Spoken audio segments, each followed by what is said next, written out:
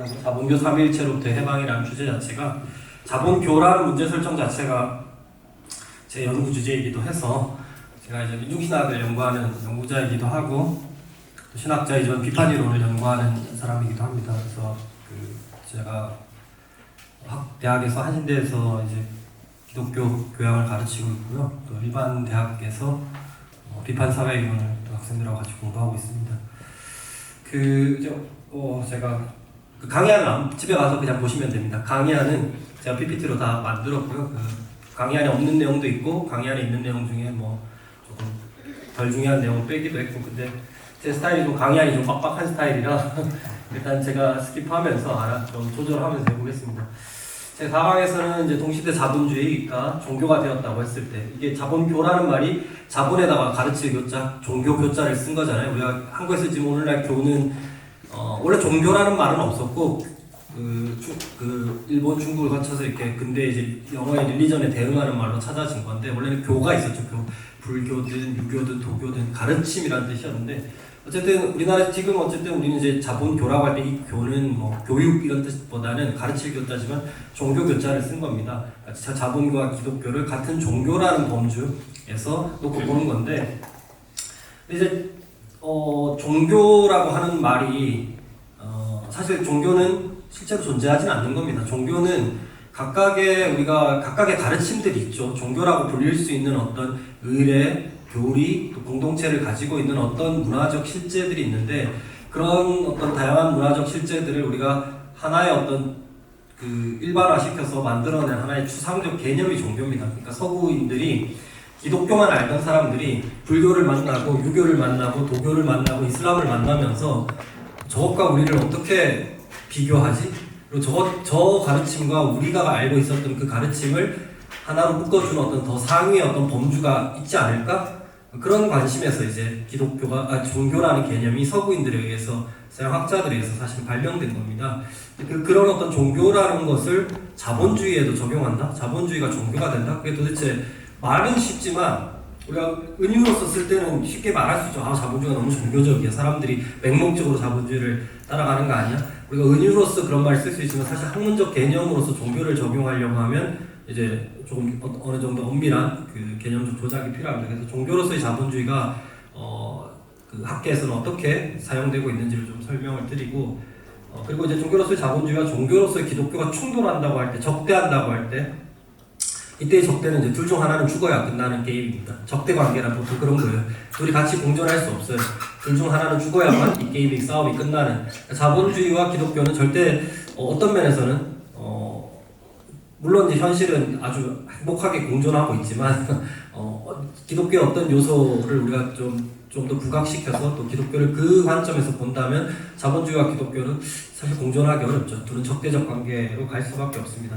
정확히 이제 기독교 일반에서 말할 수 있는 전체적인 오늘날 평화롭게 자본주의와 행복하게 동거하는 어떤 요소가 아니라, 기독교의 어떤 다른 어떤 우리가 잘 알려지지 않았던 요소를 끄집어내서 그게 어떻게 자본주의와 불화하는지, 아까 말한 적대와 비슷한 의미로서 불화하는 것인지를, 저는 이제 민중신학을 하는 사람이고, 제가 생각할 때 기독교 전통 안에 있다고 민중신학을 우리가 가정할 때, 제가 아는 한에서는 민중신학이 아마 자본주의와 가장 좀 적대적인 어떤 기독교의 요소, 전통에 속하지 않을까 생각합니다. 그래서 민중신학의 중요한 핵심이라고 할 수 있는 민중사건론을 중심으로 어떻게 그 적대를 좀 설명을 할지 어떻게 우리가 적대를 이해할지 설명드리고요.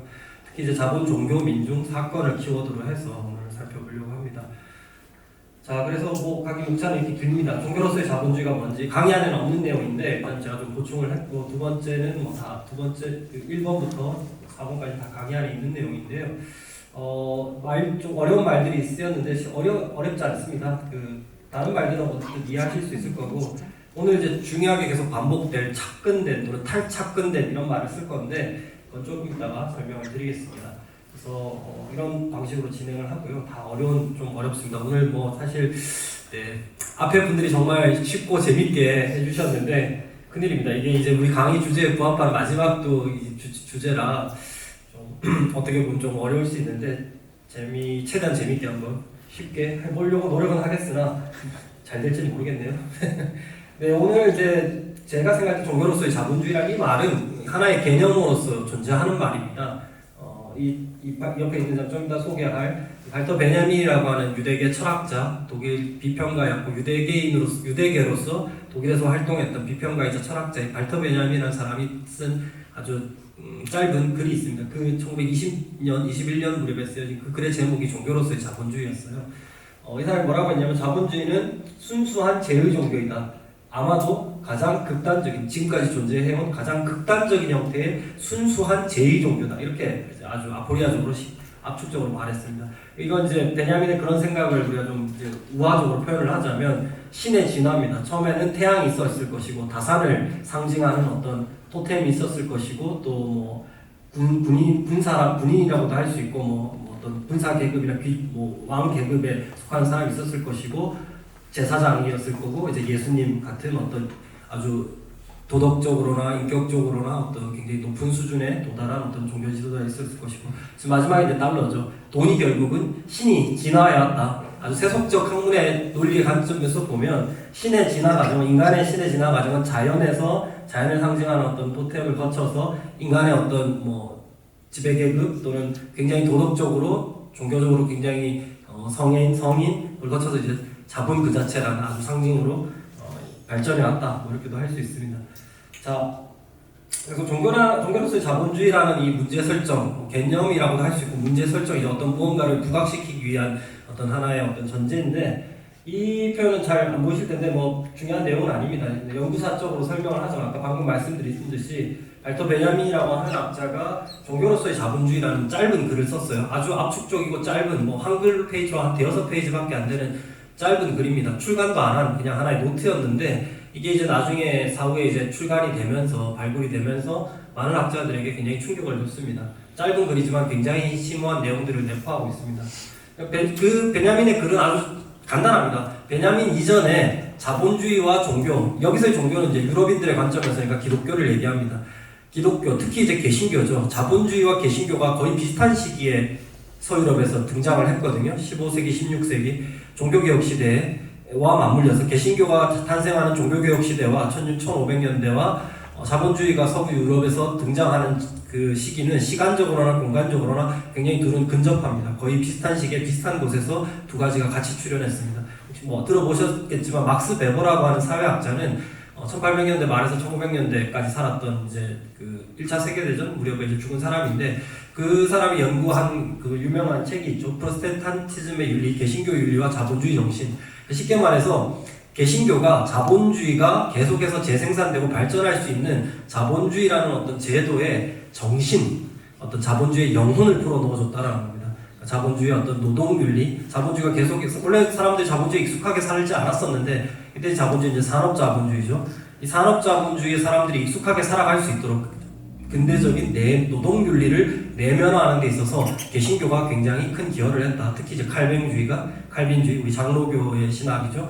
칼빈주의가 이제 소위 말하는 어떤 자기에게 주어진 직업을 평신도들도 목사나 사제들이 자신들의 어떤 삶의 어떤 삶의 지향을 소명이라고 얘기하듯이 컬링, 부르심, 하나님께서 내게 주신 소명이라고 생각하듯이 그 소명을 평신도들이 가지고 있는 직업 그리고 그런 어떤 직업을 명의하는 노동하는 삶을 소명으로 하나님이 주신 소명으로 받아들이도록 하는 데 있어서 칼뱅주의 개신교 또 루터교가 상당한 어떤 기여를 했고 그것이 자본주의적인 노동윤리 임금 노동자로 살아갈 수 있게 하는데 사람들의 어떤 그 거부감 없이 그걸 신앙적 논리로 받아들이게 하는 데 있어서 개신교가 큰 기여를 했다. 그런 의미에서 자본주의의 정신을 형성해줬다. 자본주의는 어떤 면에서 굉장히 착취와 불평등과 그런 것들이 가득하고 천민화된 형태들로 갈 수 있는 요소들이 다분했는데 거기에 품격을 더해준 겁니다. 자본주의가 계속해서 재생산되고 발전할 수 있도록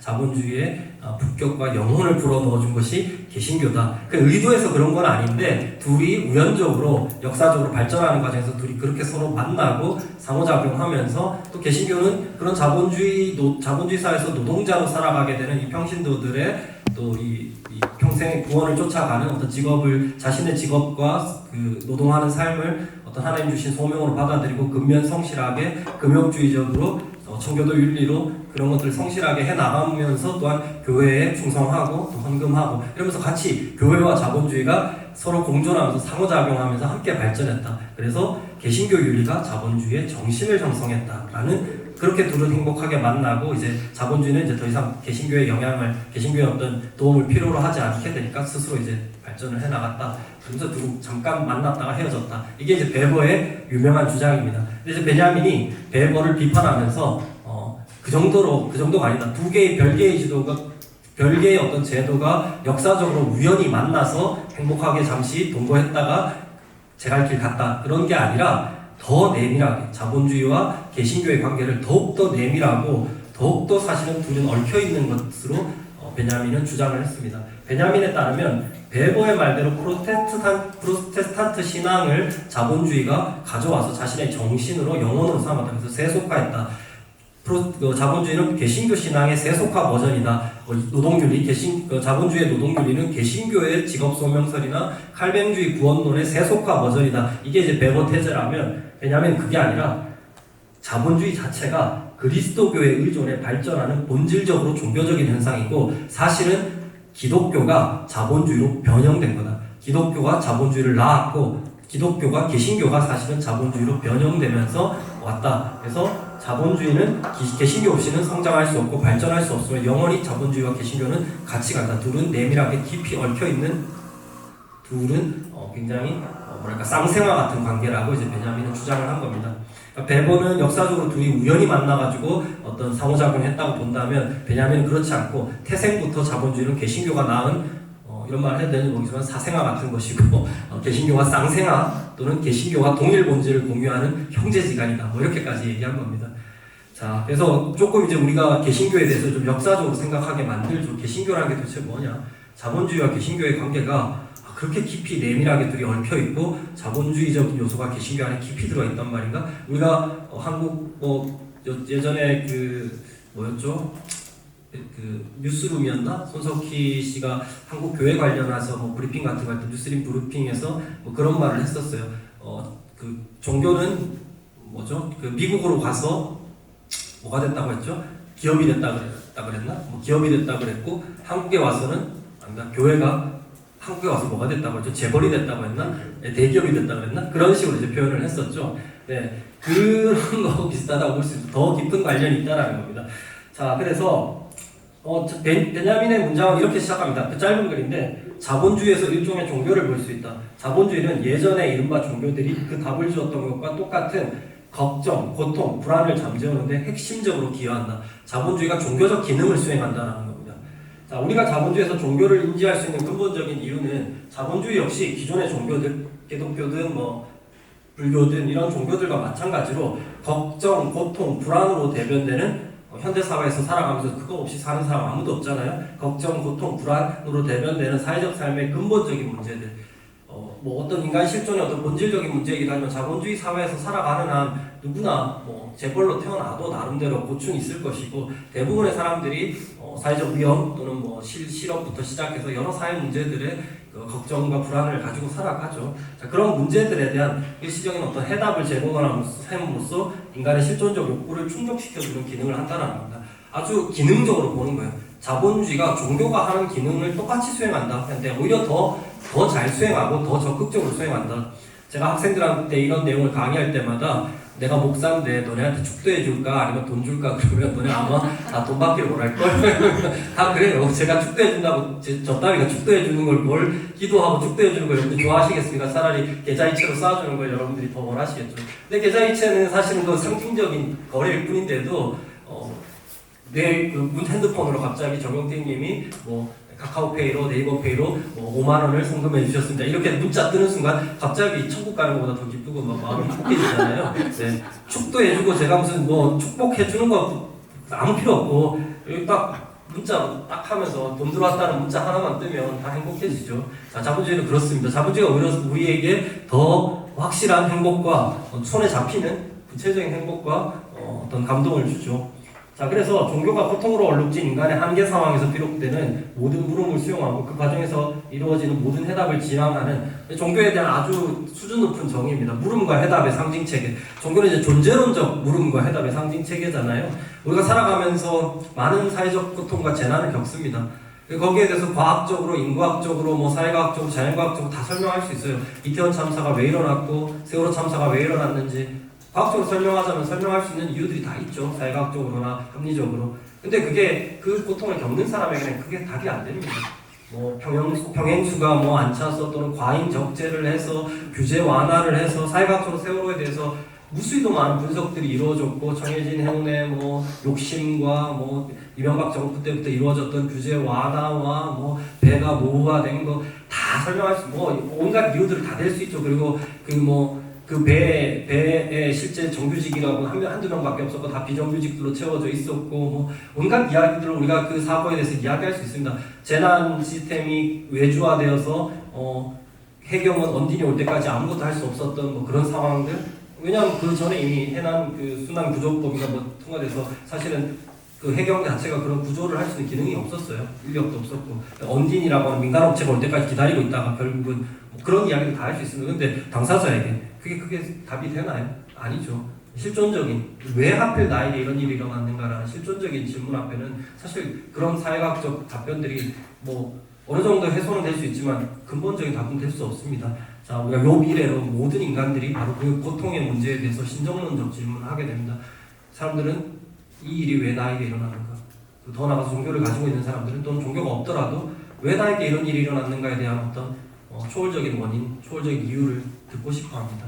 하나님은 어디에 계셨고 내가 믿었던 하나님은 내가 겪는 이 고통에 어떤 관계가 있고 어디에 계시는가? 이런 질문들이 사실 인간에게는 끊임없이 제기됩니다. 인간 세계에 존재하는 것으로 설명할 수 없는 설명을 사실 거부하고 그 이상의 어떤 답을 얻기를 원하는 존재론적 욕구가 있고 그 존재론적 욕구를 물음화하고 답으로 만들어냈을 때 그것이 종교가 됩니다. 불교든 기독교든 나름의 그런 물음과 해답의 상징 체계를 확보해왔죠. 그리고 사람들이 그 설득력 있는 것으로 받아들여졌습니다. 근데 중요한 건 이런 존재론적 현상, 한계 상황, 인간의 한계 상황, 고통이 막을 수 없고 인간 삶에서 고통이 필연적으로 발생하는 그런 한계 상황을 둘러싼 물음과 해답의 상징 구조로서 종교를 이해했다고 볼 수 있는데 중요한 점은 그 종교를 자본주의에도 적용할 수 있다는 겁니다. 인간 문명이 이룩한 가장 높은 수준의 어떤 사회적 현상이자 사회적 실제라고 할 수 있는 종교라고 하는 존재론적 물음과 해답의 상징 체계인 종교를 자본주의도 적용할 수 있다는 거. 자본주의도 나름의 물음과 해답의 상징 체계를 가지고 있고 자본주의도 존재론적 질문과 답변을 우리에게 제공한다라는 거죠. 이게 우리가 자본주의에 대해서 우리가 경험할수록 느끼는 어떤 섬뜩함이죠. 자본주의가 상상 이상으로 정교하고 사람들에게 어떤 면에서 기존 종교들보다 더 확실한 어떤 답변과 질문들을 제공합니다. 자, 자본주의는 어떠한 교리나 신학도 모르는 순수한 제2종교다. 유대교를 제치고 개신교가 로마를 정복할 수 있었던 것, 로마를 장식할 수 있었던 거에 가장 중요한 것이 개신교가 그리스도교가 가지고 있는 보편성이었어요. 민족주의적 성향을 넘어서서 보편주의적 성격을 가진 것들, 그런 것들이 기독교 가지고, 그리고 유대교가 요구했던 많은 절차들이나 어떤 규범들을 철폐하고 오직 예수만 믿으면 된다고 하는 아주 간단한 신앙의 논리가 있었죠. 근데 이 기독교를 본떠서, 개신교를 본떠서 자본주의는 더 나아갑니다. 자본주의는 믿음도 필요 없고 예배도 필요 없고 목사도 필요 없고 신학도 없고 교리도 필요 없습니다. 오로지 제의만 하면 됩니다. 근데 그 자본주의의 제의가 뭐냐? 상품을 사고 파는 어떤 시장 거래, 교환 행위 이런 것들만 있으면 된다는 겁니다. 자본주의에 대해서 우리가 어린아이한테 자본주의의 자본주의를 내면화하는 어떤 자본주의 세계의 어떤 시민이 되도록 가르치는 데 있어서 별거 없어요. 많은 거 필요 없습니다. 어린아이들도 몇 살만 지나면 5만원짜리 줄까 만원짜리 줄까 조카들한테 세뱃돈 줄 때 5만원짜리하고 만원짜리 골라보라 그러는데 5살짜리 6살짜리 5만원짜리 집어요. 다 알아요. 걔네들도 5만원짜리 받으면 그걸로 더 많은 걸 살 수 있다는 걸 안 가르쳐도 다 합니다. 애들. 다 합니다. 그건 거기에 교리가 무슨 필요가 있고 교육이 뭐가 필요 있습니까? 몇 번만 거래해보면 알아요. 5만원짜리 들고 슈퍼 가는 거랑 만원짜리 들고 슈퍼 가서 뭘 살 수 있는지를 한 번만 경험하고 오면 다 합니다. 그런 어떤 실제적인 시장 거래, 시장 교환에 참여하는 행위들을 통해서 우리는 누구나 다 자본주의를 익히고 자본주의를 실천하고 발전시킬 수 있다는 거죠. 그런 의미에서 순수한 제2종교입니다. 자본주의적 종교적 제의는 자본주의적 종교의 제의는 휴전도 자비도 없는 제의로서 영원히 지속됩니다. 주일과 휴일이 따로 없어요. 자본주의는 뭐 그런 게 없잖아요. 지금은 24/7 체제라고 해서 24시간 시장이 돌아갑니다. 우리가 자고 있어도 시장은 돌아가고 뭐 일요일이고 토요일이고 다 상관없습니다. 쿠팡이 특히 한국 사회에 가져온 혁명이 그거잖아요. 지금 주문하면 새벽에 오는 거, 오늘 새벽에 오는 거. 그러니까 자본주의는 멈춤이 없습니다. 24시간 돌아갑니다. 뭐 전 지구적 차원에서 보더라도 나라별로 뭐 시차가 다르고 뭐 있든 말든 전 지구적 자본주의는 멈추지 않고 돌아갑니다. 그러니까 자본주의는 쉼이 없고 휴식이 없는 거죠. 자, 자본주의는 독일어로 죄와 빚, 이게 같은 단어인 슐트인데 헬라어도 마찬가지입니다. 헬라어에서도 죄와 빚은 같은 단어입니다. 주기도문에서 우리의 죄를 사하여 주시옵소서는 우리의 죄를 사하여 주시옵소서, 그 다음에 죄는 사실 우리의 빚을 탕감하여 주시옵소서, 똑같은 말인데 죄와 빚은 똑같은데 독일어에서도 똑같은 말입니다. 그래서 자본주의는 빚을 진다라는 건 결국 죄를 쌓는다는 거죠. 여러분들 빚 져보면 알 겁니다. 이상한 부채의식은 곧 죄의식과 함께 갑니다. 그리고 실제로 아시겠지만 신용불량자는 국가가 죄인으로 만듭니다. 신용불량이 딴 게 아니잖아요. 신용불량하다라는 건 금융생활에 어떤 태만함을 가지고 있는 경제생활에 있어서 죄인인 겁니다. 합리적이고 어떤 절제력 있는 소비활동과 어떤 그 채무를 갚는 활동을 하지 못하는 인간들이기 때문에 자본주의 사회에서 죄인이죠. 뭐 빚쟁이는 그렇게 만들어 간다는 거. 물론 이제 금융자본주의에서 조금 그 부채의 개념이 금융자본주의에서 부채의 개념은 좀 달라지긴 합니다. 적극적으로 이제 권장하는 하나의 리더 같은 게 되기는 하지만 부채도 자산으로 간주될 정도니까요. 근데 어쨌든 죄의 구속과 피제 탕감도 제공하지 않는 극단적인 제의 종교가 끊임없이 죄와 부채를 극대화한다라는 거죠. 이러한 순수한 종교의 제의 종교의 신은 부채, 죄와 연루되어 있고 철저히 숨겨져 있다. 자, 이런 식으로 이제 자본주의가 어떤 면에서 종교인지를 굉장히 심오하게 파악을 한 겁니다. 자, 조금 건너뛰어서 근데 뭐 더 쉽게 얘기해서 자본주의를 특징 짓는 자본주의의 어떤 유일한 종교적 논리가 있다면 그건 자본의 축적과 획득, 그게 끝나지 않는 거죠. 쉽게 말해서 영리추구나 이윤추구죠. 자본주의는 멈출 수 없습니다. 자본가는 그걸 멈추면 죽는 거죠. 자, 그래서 베냐민은 이런 말을 합니다. 종교개혁기에 기독교, 개신교가 자본주의 흥기에 자본주의가 발전하는 데 유리한 여건을 마련했다기보다 이게 베버테즈입니다. 아까 얘기한 것처럼 자본주의의 정신을 형성함으로써 천민자본주의로 떨어질 수 있는 자본주의의 아주 품격을 대줌으로써 영혼을 제공함으로써 자본주의의 아름다운 정신을 제공함으로써 자본주의를 발전시키는데 기여했다기보다는 기독교 자체가 자본주의로 변형된 것이 베냐민의 주장입니다. 그렇게 했다는 게 주장입니다. 자, 그래서 뭐 자세한 내용을 다 읽지는 않겠습니다. 자, 어쨌든 네, 왜 이럴까요? 네, 됐습니다. 네, 자, 그래서 이게 도대체 무슨 말이냐? 그럼 뭐 이렇게 자본주의를 종교로 규정해서 도대체 뭘 설명하려는 거고 뭘 얻는 거냐 우리가? 자, 자본주의를 종교로 규정하는 것은 당연히 이제 한편으로 그게 온전한 의미의 종교로부터 일탈해 있다는 걸 인정하는 겁니다. 아까 말했듯이 자본주의에는 뭐 목사가 따로 있는 것도 아니고 공동체, 교회와 같이 구별되는 공동체가 있는 것도 아닙니다. 그리고 자본주의의 뭐 특정한 교리나 신념 체계, 물론 이제 어떤 학자들은 경제학이 바로 자본주의 신학이라고 주장을 하기도 하지만 뭐 그렇게 표면적으로 어떤 그런 게 있는 건 아니죠. 자, 그래서 그런 완전한 의미에서의 어떤 종교의 개념에 다 자본주의가 충족한다 그런 의미는 아닙니다. 자, 엄밀하게 얘기하자면 유사 종교 또는 신종교에 가깝다고 보는 종교가 유사한 진짜 종교 같기도 하고 종교 아닌데 종교 같기도 하다는 거는 약간 사이비 종교에 가깝다는 그런 의미를 쓰는 건데요. 그렇지만 어쨌든 여기서 중요한 건 그렇게 엄밀한 어떤 종교를 갖추는 데 필요한 요소들을 다 들이대서 자본주의가 종교다 아니다 이렇게 따지려는 게 목적이 아닙니다. 저도 이제 그렇게 이런 논문을 썼더니 어떤 분이 막 심사자께서 막 자본주의가 종교가 아닌 이유를 막 장황하게 써놓으셨던데 제가 이제 반박을 했었죠. 기능적 관점에서 얘기하는 것이다. 실용적 관점에서. 그것이 다 갖추고 있지 않더라도 기능적으로 종교가 해주는 기능과 유사한 기능을 한다면 아까 말했듯이 고통과 불안을 잠재우는 역할을 한다면 그래서 누군가에게 구원을 제공한다면 그것이 종교적 특성을 지니고 있는 것이다 이렇게 얘기한다는 거죠. 베냐민의 어떤 종교로서의 자본주의를 포함하여 종교에 관한 기능적 정의, 오늘 제가 하는 모든 이야기들은 종교에 대한 기능적 정의를 전제로 자본주의를 종교로 본다라는 겁니다. 실용적이고 기능적인 정의를 하는 겁니다. 자율적인 제도적 실체나 정합적이고 자기완결적인 실체로 보는 게 아니라 이건 사실 종교를 이렇게 기능적으로 정의하는 건 현대 종교학에서 종교를 그렇게 보는 관점하고도 유사합니다. 각 종교의 신학들은, 교학들은 자기 종교를 중심으로 이론을 구성하기 때문에 종교를 굉장히 모든 걸 다 갖추고 있는 완벽한 것으로 보지만 사실 종교학자들은 종교라고 하는 것에 그렇게 막 많은 개념들을 이렇게 부여하지 않습니다. 의미를. 오히려 종교는 그냥 현상으로 드러난, 종교적으로 드러나는 모든 것들이 다 종교라고 봅니다. 그래서 심지어 자본주의뿐만 아니라 뭐 이 월드컵, 또는 축구, 또 게임, 신종교 연구나 제가 하는 이런 종교 연구 분야에서는 뭐 그런 어떤 뭐 BTS 팬들의 어떤 대한민국 와서 K-팝 성지를 순례하는 거, YG 엔터테인먼트 가고 뭐 JYP 가고 하이브 가고 막 이렇게 하면서 그 연예인들 공항에 가서 사진 찍고 이 K-팝 팬들이 한국에 오면 그 코스가 다 있거든요. 그런 어떤 것들도 굉장히 성지 순례. 참, 네, 신선모독적일 수 느낄 수도 있지만 K-팝 팬들의 K-팝 성지가 있어요, 한국에. 명동부터 시작해서 신촌, 홍대, 그리고 각 엔터테인먼트, 공개홀, 뭐 팬사인회장 이런 데를 쭉 돌면서 그들이 체험하고 BTS를 보면서 열광하고 그들의 그 혈루증 걸린 여인이 예수님의 손이라도 한번 잡아보면 나을 거. 그 BTS 한번 사진 찍어보고 BTS 한번 하고 나면 평생 그 기분을 행복하게 살아가고 종교보다 더 강력하죠. 1년을 그걸 기다리면서 그 또래 청소년들이 아시아든 외국의 청소년들이 열심히 알바해가지고 한국에 콘서트 보러 온다는 거 아닙니까? 평생 그 걔네들 그걸로 몇 년을 또 삽니다. 자, 그거보다 더 강력. 우리 그렇게 성지순례 안 가잖아요. 여러분들 그렇게 평생 모아가지고 저 이스라엘 한번 가려고 막 악망을 하고 막 그러지 않잖아요. 근데 그 친구들이 우리보다 더 신실하게 그렇게 산다는 거죠.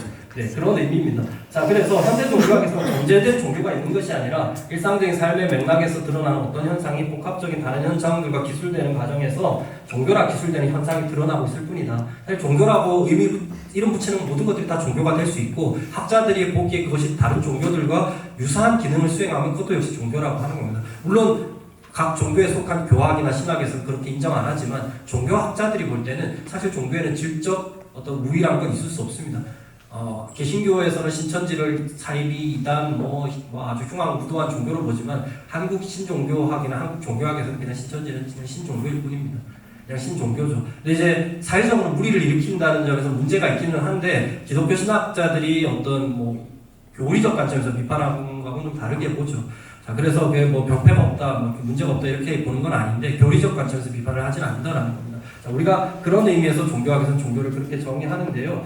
자, 그래서 좀 건너뛰어서 이게 시간이 너무 많이 가니까, 네. 자, 이제 이런 종교 개념을 일단 전제로 두고 다시 자본주의에 관한 얘기로 넘어가겠습니다. 쓸데없이 드렸군요. 네. 자, 자본주의가 뭐냐? 이제 우리 이제 여기서부터 어려워집니다. 자본주의가 종교적이라는 것까지 쉬워요. 이제 뒤에서 다시 논의할 이야기를 위한 전제일 뿐이고, 우리가 이제 자본주의에 대해서 자본주의는 학자들마다 자본주의에 대한 온갖 정의들이 다 있습니다. 처음에 우리 일강에서 강의하셨던 장석준 선생님도 자본주의에 대한 나름의 정의와 분석을 하셨을 거고, 또 장규현 선생님도 그렇고, 김주희 선생님도 그렇고, 저도 그렇고, 다 자본주의를 연구하는 사람들입니다. 자본주의 한 요소인 노동을 연구하든, 국가를 연구하든, 금융을 연구하든, 또 전 자본주의 그 자체 종교적 관점에서 연구하든, 다 자본주의에 관한 각각의 어떤 그 정의들도 있고 분석 방식이 있는데요. 저는 이제 오늘 주로 낸시 프레이저라고 하는 미국의 페미니스트 비판이론가 사회주의 페미니스트 비판이론가 지금 살아계신 분인데 이분의 논의를 가지고 얘기를 해보려고 합니다. 지금 이 이야기는 좀 이따 뒤에서 다시 할 거니까요. 건너뛰겠습니다. 이분이 이제 우리나라에 나와 있습니다. 낸시 프레이저 책 좌파의 길 번역자가 바로 첫날 강의하신 그 장석준 선생님이십니다. 제가 그 책을 읽고 저희가 세미나를 같이 했는데 같이 공부하는 보면서 세미나하고 제가 발표를 하고 뭐 그랬었는데 그 계기로 장석준 선생님이 강의도 잘 하실 것 같아서 부탁을 드렸던 건데 프레이저 얘기를 하지는 않으셨고 본인이 번역자이지만 자기가 연구해 오신 걸 강의를 하셨었는데 오늘은 제가 이제 장석준 쌤이 번역한 카니발 캐피탈리즘. 저때 카니발이라는 건 카니발이라는 말이 여러분들 말 그대로 카니발 알죠? 축제. 원래 근데 그게 사람 잡아먹는 그 식인 축제에서 온 거예요. 식인제. 그래서 카니발이라고 하는 게 카니발 하면 막 리우데자네이루 카니발 이런 거 생각하실 수 있지만 사실은 굉장히 종교적인 의미에서의 사육제입니다. 사실은 굉장히 이제 식인적인 풍습을 가지고 있는 인류학적으로 그걸 카니발이라고 하는데 그 자본주의를 식인에 비유합니다. 식인 사람을 잡아먹는. 자, 저기 보면 저 뱀들이 저렇게 연결돼 있고 뱀들이 자기 꼬리를 저 원서에 표시는 저렇게 돼 있거든요. 카니발 캐피탈리즘의 핵심은 자본주의가 자기 몸을 잡아먹는, 남을 잡아먹는 게 아니에요. 자기 몸을 뜯어먹는 식인적인 체제다. 자본주의는 자기를 잡아먹는. 그래서 낸시 프레이저가 예로 든 게 자기 꼬리를 잡아먹는 뱀이 있대요. 그 우로노보로스 그 뱀을 이제 이미지를 차용해서 썼는데 우리나라에는 이 책 제목이 식인 자본주의는 부재로 가버리고 무슨 정의당 강령처럼 무슨 정의당 선언서처럼 좌파의 길이라는 좀 약간 다른 제목으로 번역이 되긴 했는데, 자 어쨌든 저분입니다. 내시 페레이저라고 아주 이제 훌륭한 미국의 비판 이론가인데요. 저분의 책에 저분의 논점에 따르면 자본주의는 경제만 자본주의가 아닙니다. 자본주의는 경제를 중심으로 다른 제도들이 함께 결합되어 있는 하나의 제도화된 사회 질서인데, 자 그래서 어려운 얘기 말고 여기 파란색 부분만 보겠습니다.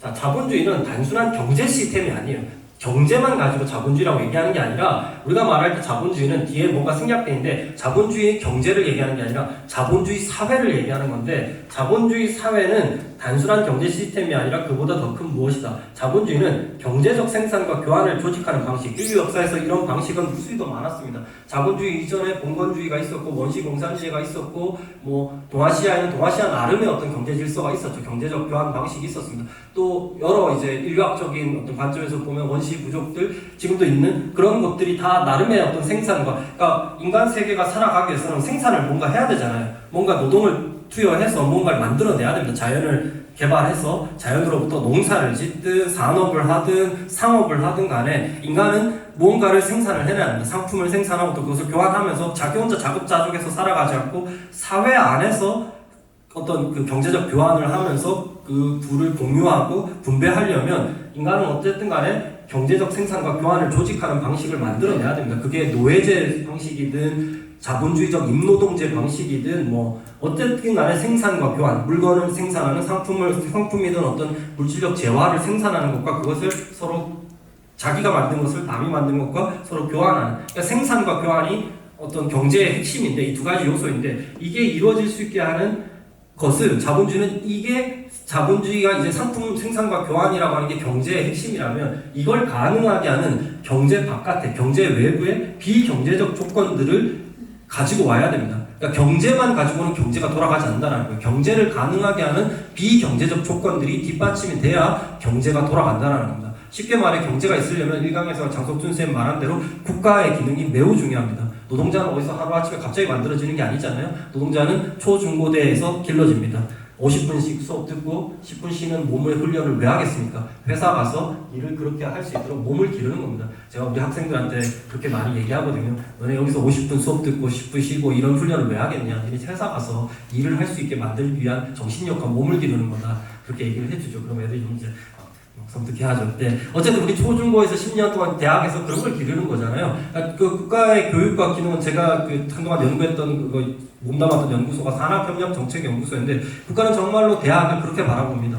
기업을 위해서 노동자를 교육하고 양성하는 산학협력이라고 하는 게 기업과 이제 대학 간에 국가가 그걸 매개를 해서, 교육부의 가장 큰 정책이 산학협력 정책입니다. 기업과 대학을 연결시키는 거.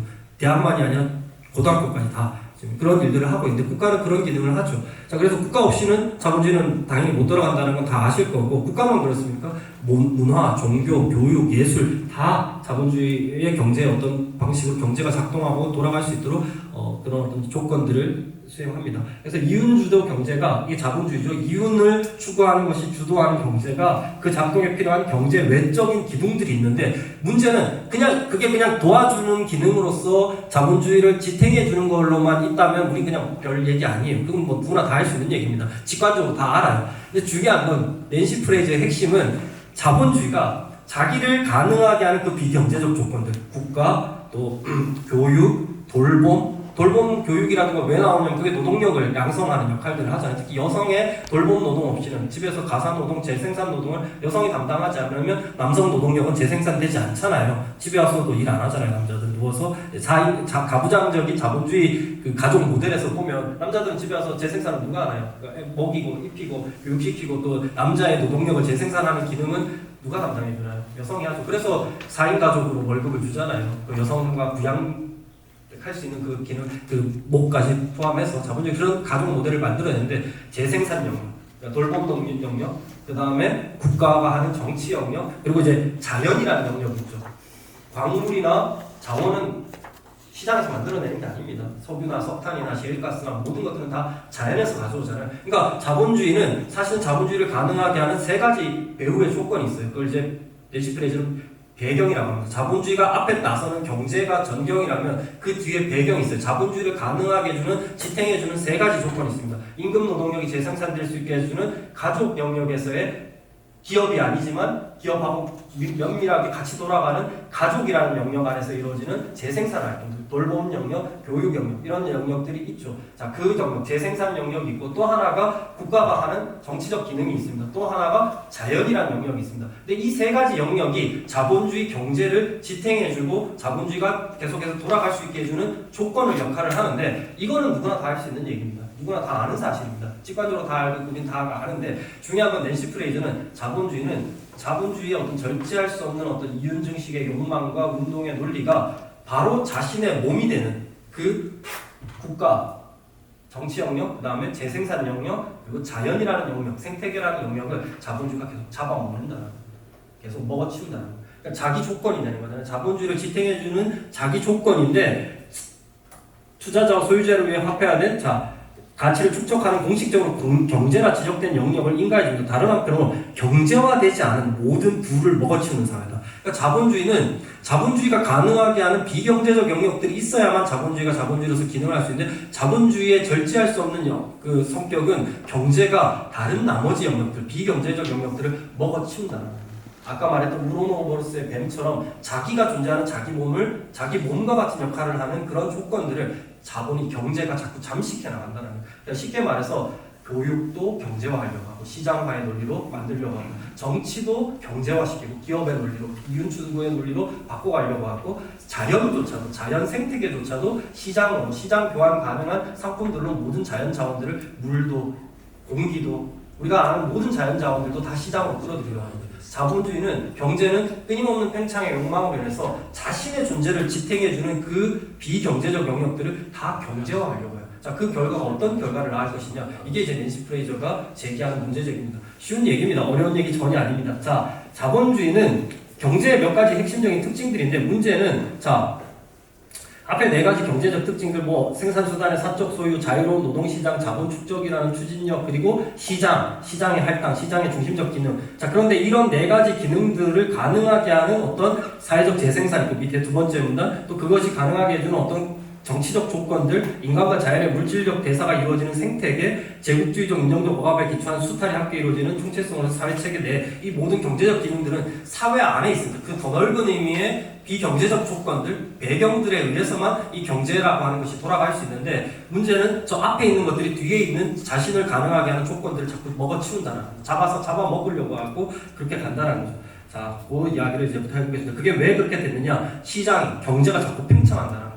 경제는 절제를 모르고 계속해서 팽창하고 모든 것들을 시장화, 경제의 논리로 빨아들이는 과정에서 자본주의를 가능하게 하는 비경제적 조건을 자본주의가 먹어치우고 있다는 겁니다. 자, 그게 자본주의의 위기의 근원이고 모든 문제들의 어떤 근원이라고 낸시 프레이저는 주장합니다. 자, 근데 사실 이 얘기는 낸시 프레이저가 먼저 한 얘기가 아니라 칼 폴란이라고 하는 경제인류학자가 처음 한 이야기입니다. 그걸 이제 프레이저는 좀 더 정교하게 현대적으로 다듬은 건데요.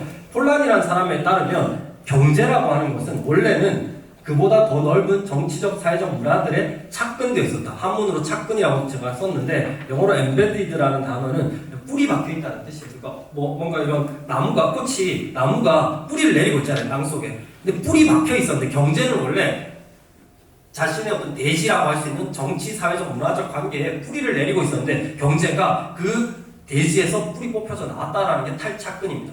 뿌리 내려져 있었던 경제, 쉽게 말해 이런 겁니다. 인간의 경제는 일반적으로 인간의 사회적 관계 속에 깊숙이 잠겨 있었다. 인간의 물질적 재화의 소유라는 개인적 이해관계를 지켜내기 위해 행동하는 것이 아니라 경제적 인간이 아니었다는 거예요. 경제는 그가 행동하여 지키려는 사회적 지위나 권리, 사회적 자산이다.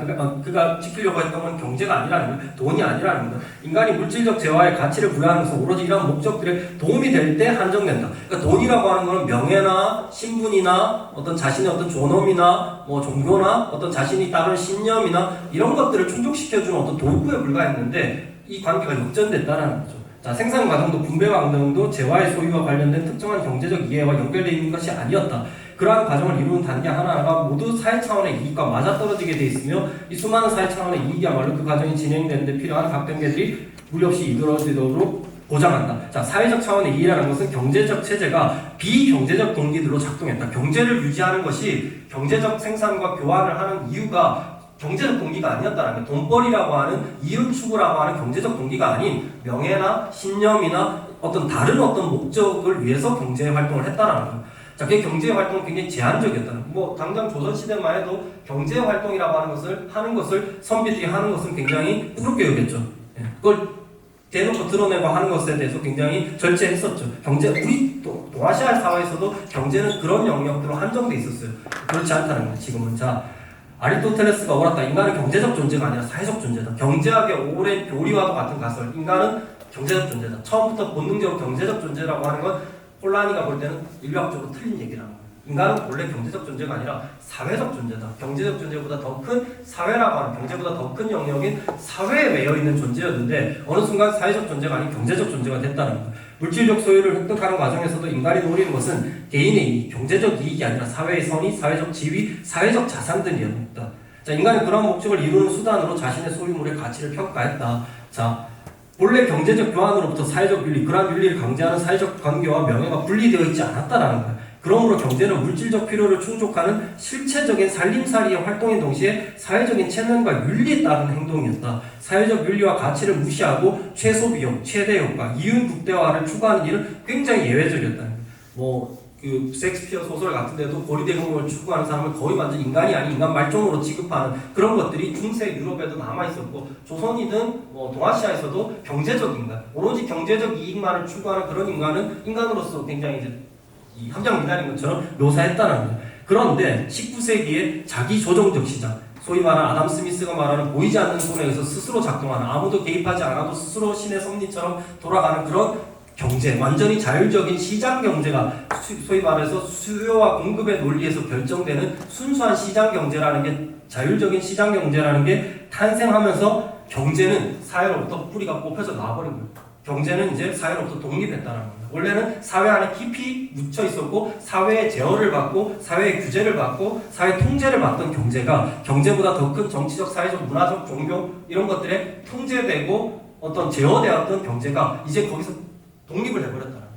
독립해서, 자, 독립만 하면 끝난 게 아니에요. 반대 현상이 벌어집니다. 역전이 이루어집니다.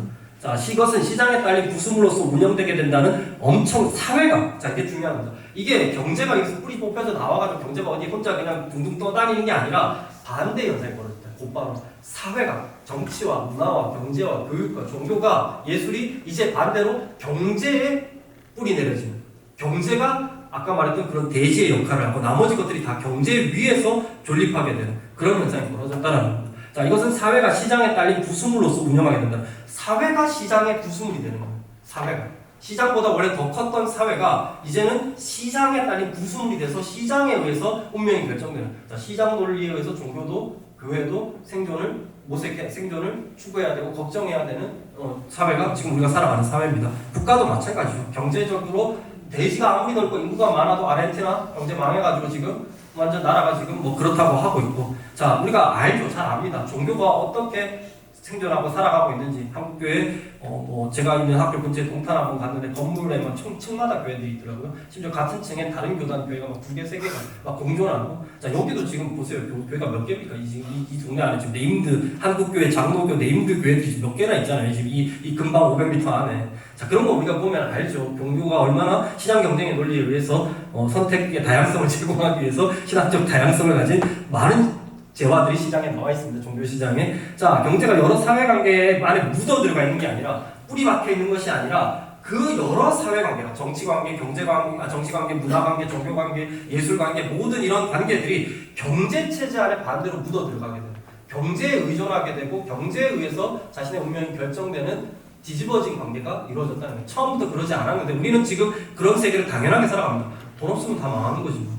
교육도 돈 있어야 되고, 공부도 돈 있어야 되고, 종교도 돈 없으면 못하고, 예술도 못하고, 공부도 못하고, 연애도 못하고, 심지어 결혼도 못하고, 공부는 할 수 있으니까 돈 없는데 어떻게 공부합니까? 심지어 저는 요즘 비극적인 얘기지만 있는 집 애들이 사랑받고 자라가지고 이렇게 자라서 성격도 착해요. 미학적으로도 감수성도 뛰어나요.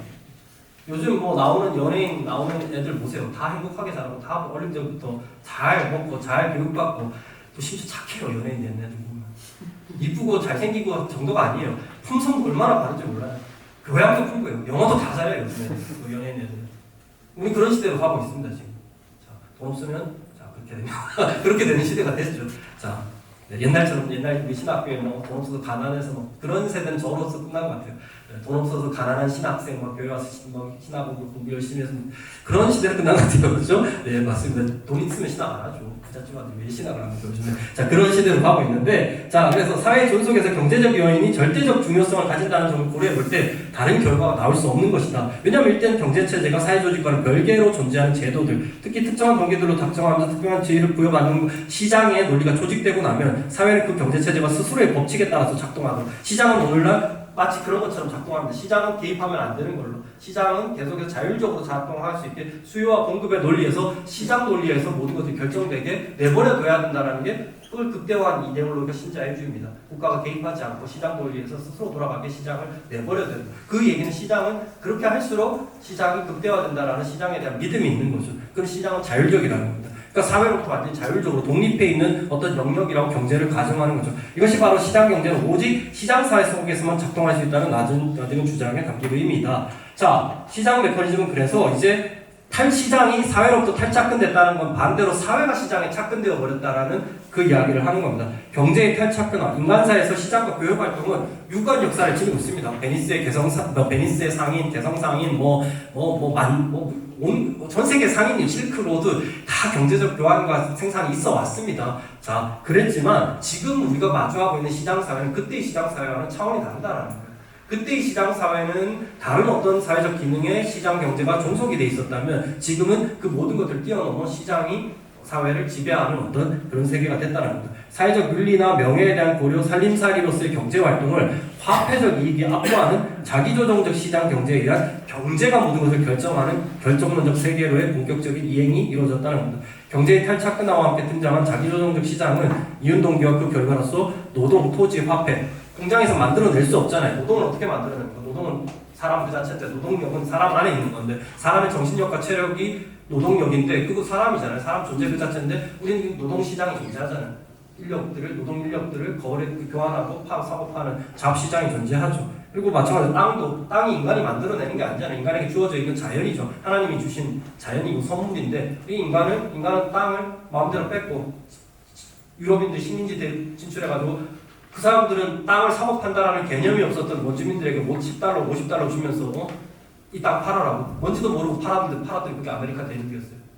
뭔지도 모르고 팔았더니 그게 알래스카고, 그게 남아메리카고. 돈 헐값에 원주민들은 그 땅을 자기들이 소유하고 있다고 생각하지도 않았는데, 자기들이 그가 일부라고 생각했는데, 돈을 주는 의미도 몰랐는데, 유럽인들은 우리가 샀다고 주장하면서 우리 땅에 얘기했던 거죠. 자, 토지도 그렇고 화폐도 마찬가지입니다. 화폐는 그냥 구매력의 징표였을 뿐이고 사실은 화폐는 시장 교환을 위해서 나왔던 것도 아닙니다. 원래 부채를 갚아주는 어떤 상징적 기능만 하고 있었는데 이게 화폐 시장이 만들어졌죠.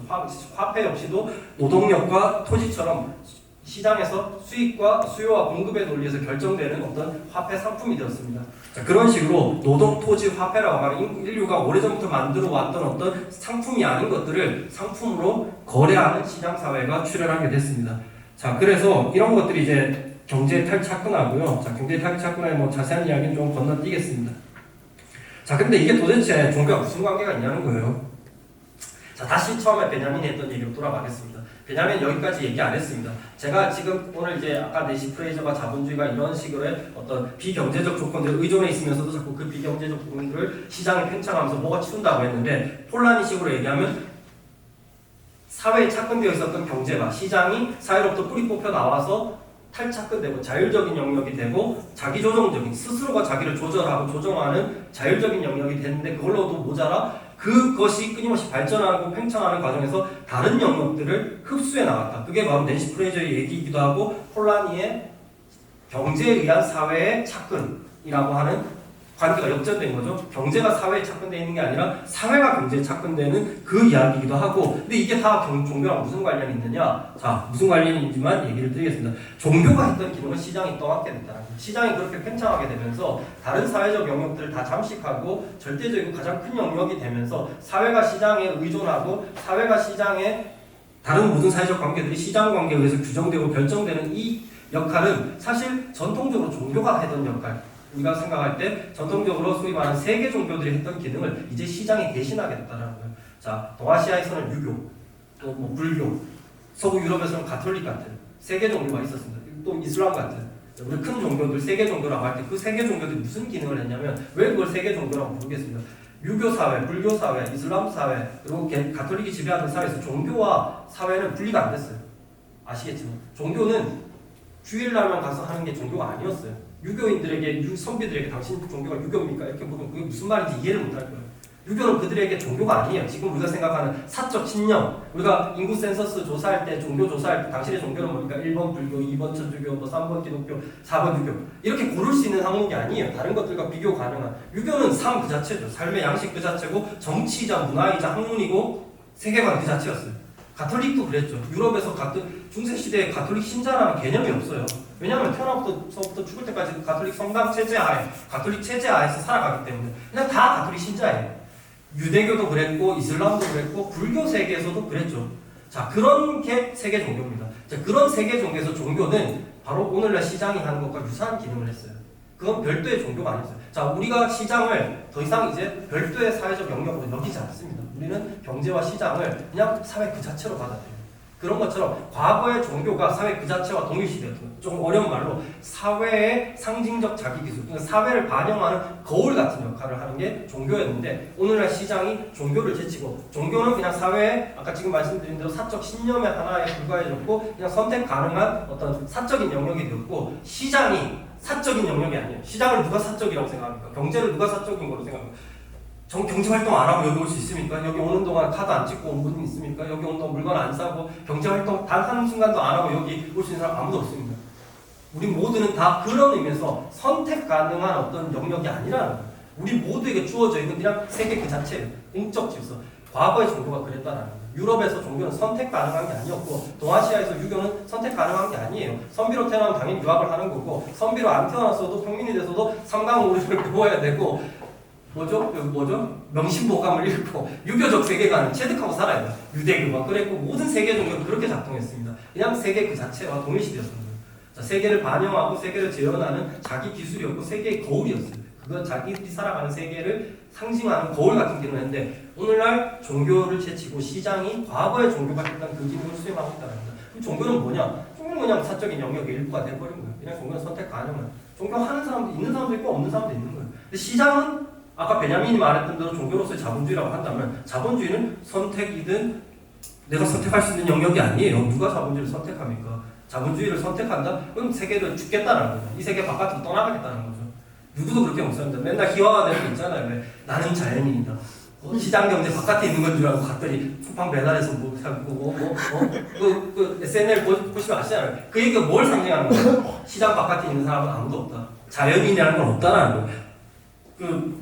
미국의 인기 토크쇼 프로그램 진행자인 코난 그 사람 짤이 보는데 코난이라는 사람이 한국의 천년 고찰 성광산과 해인사를 갔대요. 그래서 자기가 마치 미국에 그런 게 없잖아요. 1000년, 1500년 된 절이 어디 있어요. 이 사람이 이제 한국의 오래된 절을 방문하고 그 스님을 만나가지고 막 얘기를 해요. 자기가 마치 여기 1000년 만에 찾아온 완전 산속에 있으니까 1000년 만에 찾아온 그런 손님 아닙니까? 막 그러면서 스님은 문명이라는 걸 전혀 모르시겠죠. 뒤돌아 봤더니 접시 위성 TV 저리 있고 스님이 갑자기 아이폰 꺼내고 한 손에는 아이폰, 왼손에는 아이폰, 오른손에는 갤럭시를 꺼내시면서 이건 업무용, 이건 개인용이라고 그래 그래서 우리 사찰 투어 해줄까 하면서 아이패드를 꺼내가지고 그렇다는 거예요. 1500년 된 고찰에서도 그러고 있다는 우리 사찰에서 그런다는 거예요. 그러니까 시장 바깥은 없습니다. 다 아무리 고매한 스님이든 목사님이든 신부님이든 다 우리는 시장 경제에서 살아갑니다. 자, 그래서 현대 종교 사회학자들은 오늘날의 공식 종교, 철저하게 개인화되고 사사화된 제도 종교를 대신하여 사회를 통합한 이게 말로 사회 통합이죠. 종교가 있던 사회 통합을 시장이 하고 있다는 거예요. 자, 아까 방금 했듯이 6살짜리 아이와 우리 조카와 저를 교환할 우리가 통합될 수 있게 됩니다. 화폐 하나 우리 서로가 통합될 수 있어요. 내가 5만원짜리 꺼내는 순간 그 아이는 바로 웃음을 하면서 저에게 막 작은아빠 이러면서 막 행복해하고 언제 봤다고 1년에 한번 볼까 말까 하는데 5만원짜리 꺼내는 순간 걔는 막 저를 엄청나게 자기 엄마 아빠보다 더 존경해요. 제가 가서 막 아이패드로 게임 시켜주고 이러니까 막 걔는 1년에 한 번 절 만나는 걸 엄청 감정하게 기다리거든요. 그런 것처럼 자 그게 우리를 통합시켜주는 거예요. 보지도 않고 친하지도 않고 친밀하지도 않고 그렇게 됩니다. 사회가 시장보다 더 강력하게 사회를 통합해주는 거 없다라는 거예요. 한국 교회 지금 옆에 있는 내수동 교회들은 저 교회는 우리 같은 개신교회지만 통합됩니까? 저 사람들하고 같이 앉아서 밥 1분이라도 5분이라도 같이 먹을 수 있을까요? 여기 있는 분들이? 못 먹어요. 안 됩니다. 근데 시장은 가능하게 해줘요. 우리가 그런 종교 확인 안 하고 있으면 뭣도 모르고 같이 알고 봤더니 같은 회사에서 일하는 사람일 수도 있고 뭐 같은 상품을 좋아하는 구매자일 수도 있고 그럴 수 있다. 시장은 그렇게 우리가 의도하지 않게 우리를 통합시켜 줍니다. 근데 의도해서 의식적으로 살려고 하면 통합이 안 된다는. 종교는 통합 못 시키는데. 자, 시장은 무의식적으로 우리를 다 의도하지 않게 다 통합을 해주는. 그러니까 종교의 기능, 과거의 종교가 했던 완벽한 기능, 사회의 어떤 사회 전체를 포괄하는 어떤 상징적인 어떤 역할을 했던 통합의 역할을 했던 것을 시장이 대신하고 있다는 거예요. 종교학자들이 볼 때는 시장이야말로 과거의 종교가 했던 기능을 가장 완벽하게 수행하고 있는 세계 종교입니다. 근데 각국의 세계 종교도 다 자기 지역, 그 영역 세계에 제한돼 있었어요. 불교는 동아시아에, 성리학은, 유교는 중국과 한국, 베트남 요 정도. 기독교 세계라고 하지만 그것도 유럽을 넘어서지 못했죠. 근데 지금 시장이라는 종교는 그 경계가 없어요. 어떤 세계 종교도 이룩하지 못한 세계 통합을 이뤄냈습니다. 달나라를 가든 어디를 가든 이제 시장은 가장 완벽하게 세계를 통합하고 있는 가장 완벽한 세계 종교가 됐다는 거예요. 자, 아프리카를 가든 아이폰 꺼내가지고 어플 보여주면서 마스터, 비자 물어보면 다 거래됩니다. 오케이, 다 됩니다. 자, 종교 몰라도 신념 이데올로기 아무 필요 없습니다. 다 거래가 되는 세계가 됐어요. 자, 이거보다 더 완벽한 세계 통합이 어디 있어요? 자, 시장은 그 포괄적인 성격으로는 기존의 경제적 성격을 뛰어넘어 전통적으로 제도 종교가 담당했던 사회 집단적 통합을 대변하고 더 나아가 실존적 불확실성, 경제보다 더 확실한 게 어디 있습니까?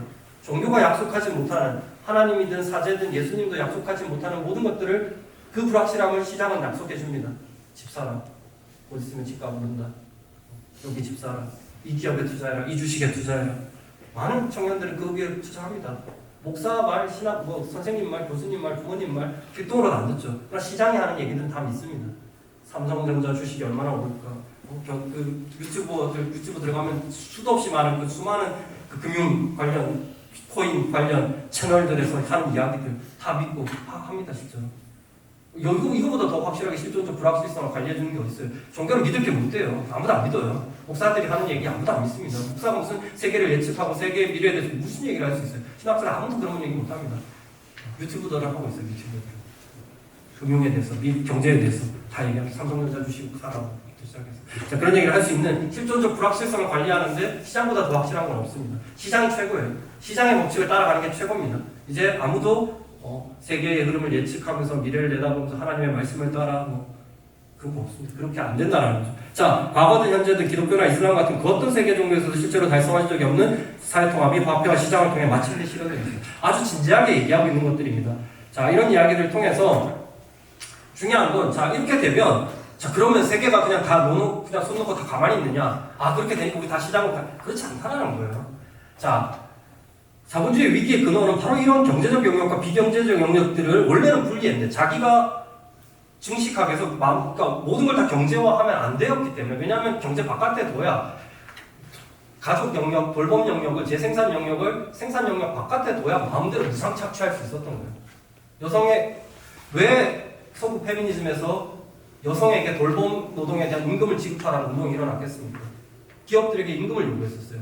집에 있는. 그래서 실제로 4인 가족 부양 비용은 끊임없이 임금이 올라왔던 겁니다. 거기에는 우리 아버님들이 지난 세월에 받았던 월급에는 재생산을 감당해주는, 나의 노동력을 재생산을 감당해주는 부모, 자녀, 배우자와 또 그 가족들에 대한 미래의 노동력이 될 자녀들에 대한 교육비와 그들의 어떤 생계비까지 다 포함해서 인건비가 지급된 거예요. 근데 그게 하루아침에 그렇게 된 게 아니에요. 원래 노동자들에게 그냥 노동자 한 명의 목만 주어졌었는데 여성에게도 재생산 노동에게도 임금을 지급하라는 끊임없는 사회적 운동과 또 정책적 어떤 노력들이 더해져서 그렇게 지금 오늘날 임금이 그렇게 오는 겁니다. 자, 그 과정은 뭘 의미하느냐? 자, 그렇게 비경제적 영역을 자본주의는 언제나 이용을 해왔다는 거예요. 임금은 지불하지 않고 대가는 치르지 않아서 자연의 무슨 자본주의가 기업이 돈을 내나요? 돈 안 내고 무상으로 착취해왔어요. 자, 무상으로 착취하고 자연도 그렇고 정치 국가도 그렇고 늘 그렇게 해왔는데, 자, 그렇게 하면서 분리하면서 그렇게 분리를 시켜놔야 무상으로 가져올 수 있으니까. 자기 영역을 흡수해버리면 거기에 임금을 지불해야 되니까 돈을 내야 되니까 돈 안 내려고 자본주의는 언제나 그런 분리를 언제나 전제로 하면서 경제와 정치를 나눠놓고, 정치가 경제가 아니기 때문에 정치가 경제의 어떤 하수인이 아니라 정치는 정치 스스로의 어떤 목적과 동기에 의해서 경제를 지원할 수 있도록 경제와 정치를 언제나 분리시켜놨죠. 그리고 아까 말했듯이 돌봄 영역을 분리시키고 자연도 분리시켰고. 근데 그렇게 해야만 경제가 이 무상으로 그런 것들을 착취할 수 있었는데 문제는 경제가 자신의 어떤 합리적인 원칙에 따르면 분리가 맞는데 경제는 스스로 절제할 수 없는 욕망을 갖고 있다는 거예요. 경제는 아까 말했듯이 시장은 끊임없이 확장해요. 시장화되지 않는 것들을 남겨둘 수가 없어요. 계속해서 왜 수익을 계속 만들어내야 돼요. 포화 상태에 이른 시장이 도달하면 시장이 포화 상태가 되면 이제 뭔가 더 새로운 달나라도 개척을 해야 되고 화성도 가야 되고 지구로 도저히 안 되면 화성도 가야 되고 그리고 우리 일상화에서 경제 영역이 시장화 되는 영역이 포화 상태에 이르면 그 전에는 시장화되지 않던 것들까지 다 시장화 시켜야 돼요. 이제. 상품화 시켜야 됩니다. 교육도 시켜야 되고 결혼도 가족도 종교도 모든 것들을 다 돌봄도 다 시장화 시킵니다. 지금 우리가 오늘 돌봄은 다 시장화 되어 가고 있잖아요. 돌봄 노동, 돌봄 교육 시장들이 형성되고 있잖아요. 거기 뭐 국가 공적인 시스템에서 사회적 돌봄 노동 서비스로 이제 되는 경향도 있지만 그것도 여전히 준시장화 되어 가고 있죠.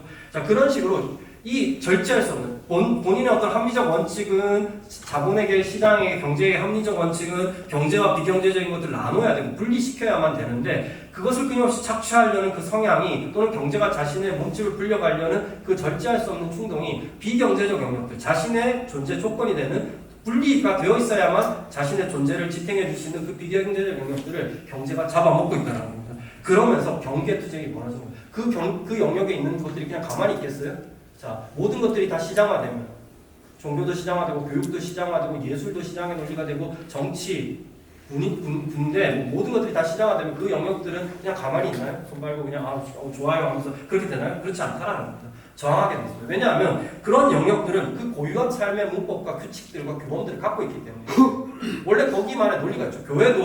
교회가 아무리 시장화되고 돈의 논리에 의해서 좌지우지 된다 할지라도 교회는 시장에서 존재하는 영역은 아니잖아요.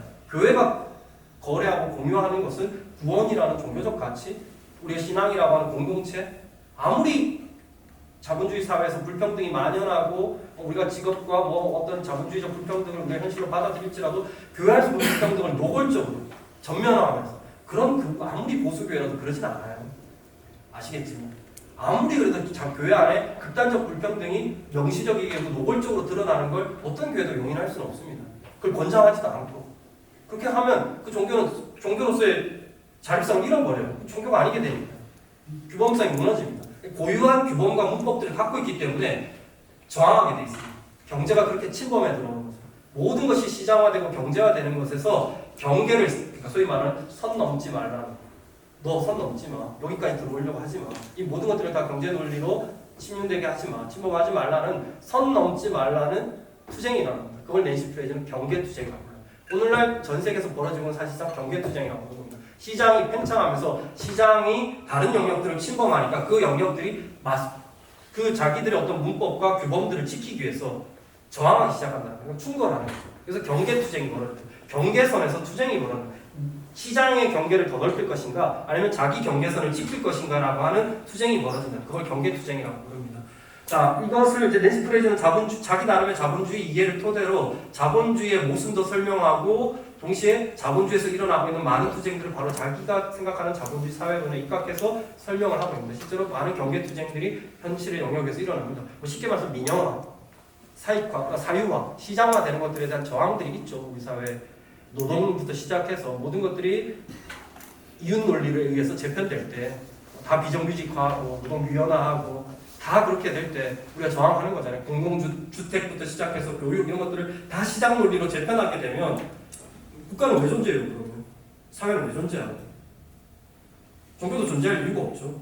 그냥 시장 거래하는 거니까 다 수요 공급의 논리에서 결정돼 버리면 수요 공급의 논리에서 결정되면 작은 교회도 필요 없습니다. 대형 교회만 살아남아야 돼요. 작은 교회 저기 옆에 있는 교회 흡수돼야죠. 시장 논리에 의해서. 근데 그렇지 않잖아요. 그러니까 시장 논리가 유일한 규범이 아니기 때문에 각각의 영역들에 고유한 규범들이 있는 거예요. 예술을 어떻게 시장 상품 가치로만 결정하겠습니까? 예술은 예술의 어떤 존엄 고유한 영역들이 있는 거죠. 정치도 마찬가지고 정치인이 다 기업인이 아니잖아요. 정치인은 정치인의 정치라는 고유한 어떤 그 문법과 규범과 규칙이 있는 건데 그 정치가 다 정치인들을 다 이명박 대통령 같은 기업인들로 다 만들면 안 되잖아요. 그러니까 아닌 정치인들을 또 원하게 되고 아무리 경제가 어려울 때는 그런 사람을 또 뽑다가도 또 어떨 때는 또 다른 어떤 정치는 우리가 요구하게 되죠. 정치란 무엇인가에 대한 질문을 통해서 자, 국가가 무엇인가라는 질문하고 맞닿았죠. 자, 그런 식으로 경계투쟁이 끊임없이 벌어지고 있는 세계라는 거예요. 지금 우리가 살아가는 세계를 프레이저의 눈으로 보면 시장의 끊임없는 확장으로 해서 각각의 사회 영역들, 비경제적 영역들이 시장의 그 선 넘어오는 행동에 대해서, 선 넘는 어떤 그 운동에 대해서 저항하고 경계를 지키려는 경계투쟁이 전 세계에서 곳곳에서 벌어지고 있다고 보는 겁니다. 자, 이게 왜 지금 다 설명드렸습니다. 경계투쟁이 일어날 수밖에 없는 건 자본주의뿐만 아니라 자본주의 사회에서 핵심적인 부분인 갈등과 투쟁의 본질에 대한 확장. 자본주의는 규범적 존재론적 측면, 경계투쟁, 경제적 영역과 비경제적 영역 분립과 자본에 대한 생산과 이런 것들이 에서 비롯된 것이다. 자, 이 끊임없는 좀 더 위에 볼게요. 자, 사회적 재생산의 영역에 돌봄과 연대의 규범을 파괴하고 대신에 착취와 수탈의 경제적 권력이 무자비하게 실행될 경우 가족 재생산, 돌봄 영역을 다 가족을 재생산하고 하는 어머니와 또 뭐 어떤 우리의 어떤 가족적인 어떤 돌봄 보호 활동들, 교육 활동들 이런 것들을 다 시장 논리로 다 재편하기 시작하면 당연히 안 되죠. 또 자연 생태계에 청지기 정신의 규범이 아닌 성장 내지는 발전의 논리가 무분별하게 적용되고 결국은 자연은 다 착취의 대상밖에 안 됩니다. 그 기후 위기로 나타나고 있고 팬데믹 같은 코로나19 팬데믹 인간이 먹어야 될 것과 안 먹을 걸 구별하지 않고 자꾸 먹어 치우다가 결국 인수 공통 감염이라고 하는 동물과 인간이 병을 공유하는 세계까지 이르렀잖아요. 전 세계가 지금 오히려 경제가 멈춰버리고 이게 왜 그런 일이 벌어졌습니까? 코로나 팬데믹은 사실은 먹거리에 대한 이 제대로 관리되지 않는 먹거리 시스템이 결국 불러온 재앙이었죠. 자, 기후 위기도 마찬가지입니다. 자, 그런 식으로 결국은 자연생태계 청지기 정신의 규범이 아닌 성장 내지는 발전의 논리가 무분별하게 적용될 경우 잠재되어 있던 그 자본주의 안에서 존재하고 있던 그 영역 간 무슨 경제적 영역과 비경제적 영역들 간의 분리와 얽힘이라고 하는 그런 어떤 모순은 폭발하게 됩니다. 결국 그 고유한 비경제적 영역의 고유한 규범과 경제적 규범, 시장 논리, 이윤 추구의 논리가 서로 충돌하게 되면서 경계투쟁이 사건으로 계속 전환되는 겁니다. 결국 자본 축적과 결부된 핵심적인 경제적 관행에 도전하는 경계투쟁을 불러오고 있습니다. 그래서 우리 사회에서 일어나고 있는 노동투쟁, 민영화에 대한 저지, 공공성을 지키려는 모든 노력들, 또 우리가 사회에서 어떤 시장 논리만으로 판단하지 않고 어떤 국가의 책임을 요구하는 어떤 국가의 어떤 이태원 참사에 대해서든 세월호 참사에 대해서든 또는 우리 사회에서 일어났던 태안 발전소에서의 어떤 노동자의 죽음, 구의역에서의 어떤 그 지하철 노동자의 죽음 이런 것들이 다 이윤 논리에 의해서 노동 인력을 감축하고 비정규직을 사용하고 노동 시간을 제대로 노동 현장을 관리하지 않고 안전을 보장하지 않고 이런 것들이 결국 물론 또 장애인들이 지난 2년 동안 지하철 선로를 점거하고 투쟁했던 것들도 장애인 예산을 감축하고 제일 만만한 장애인 약자들의 예산부터 감축하고 이런 것들이 결국은 물론 그런 것들이 저항하는 겁니다. 왜 사회가 모든 것들이 우리 사회 이걸 이제 단적으로 보여주는 게 한국의 모든 정부보다 더 위에 있는 청와대보다 더 위에 있는 부처가 하나 있잖아요. 지금 국회가 하라고 했는데도 장애인 예산 관련해서 여당과 야당이 다 합의해가지고 예산 늘려주라고 했는데 안 늘려준 부서가 있어요. 청와대가 와서 못 건드리는 기재부죠.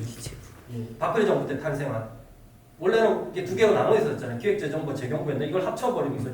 예산을 짜고 돈 관리하는 것까지 다 하는 공용 부처가 탄생한 거예요. 이게 근데 국회 청와대보다도 힘이 더 세요. 우리나라에서 우리 재난 그 긴급 재난 생활 지원금 그거 할 때도 기재부가 틀어지고 안 해줬잖아요. 그래서 아주 주나마나한 못 받고 우리가 그랬잖아요. 팬데믹 때도. 자, 우리가 그런 지금 사회, 그 경제가 모든 사회를 사실상 청와대보다도 더 위에 있는 국가 정치 권력보다도 더 위에 있는 게 기재부라는 우리가 다 잘 알잖아요. 국회에 다 이렇게 선출되지 않은 권력이 사실상 사회 국가를 결정하고 있는 겁니다. 움직이고 있는 거죠.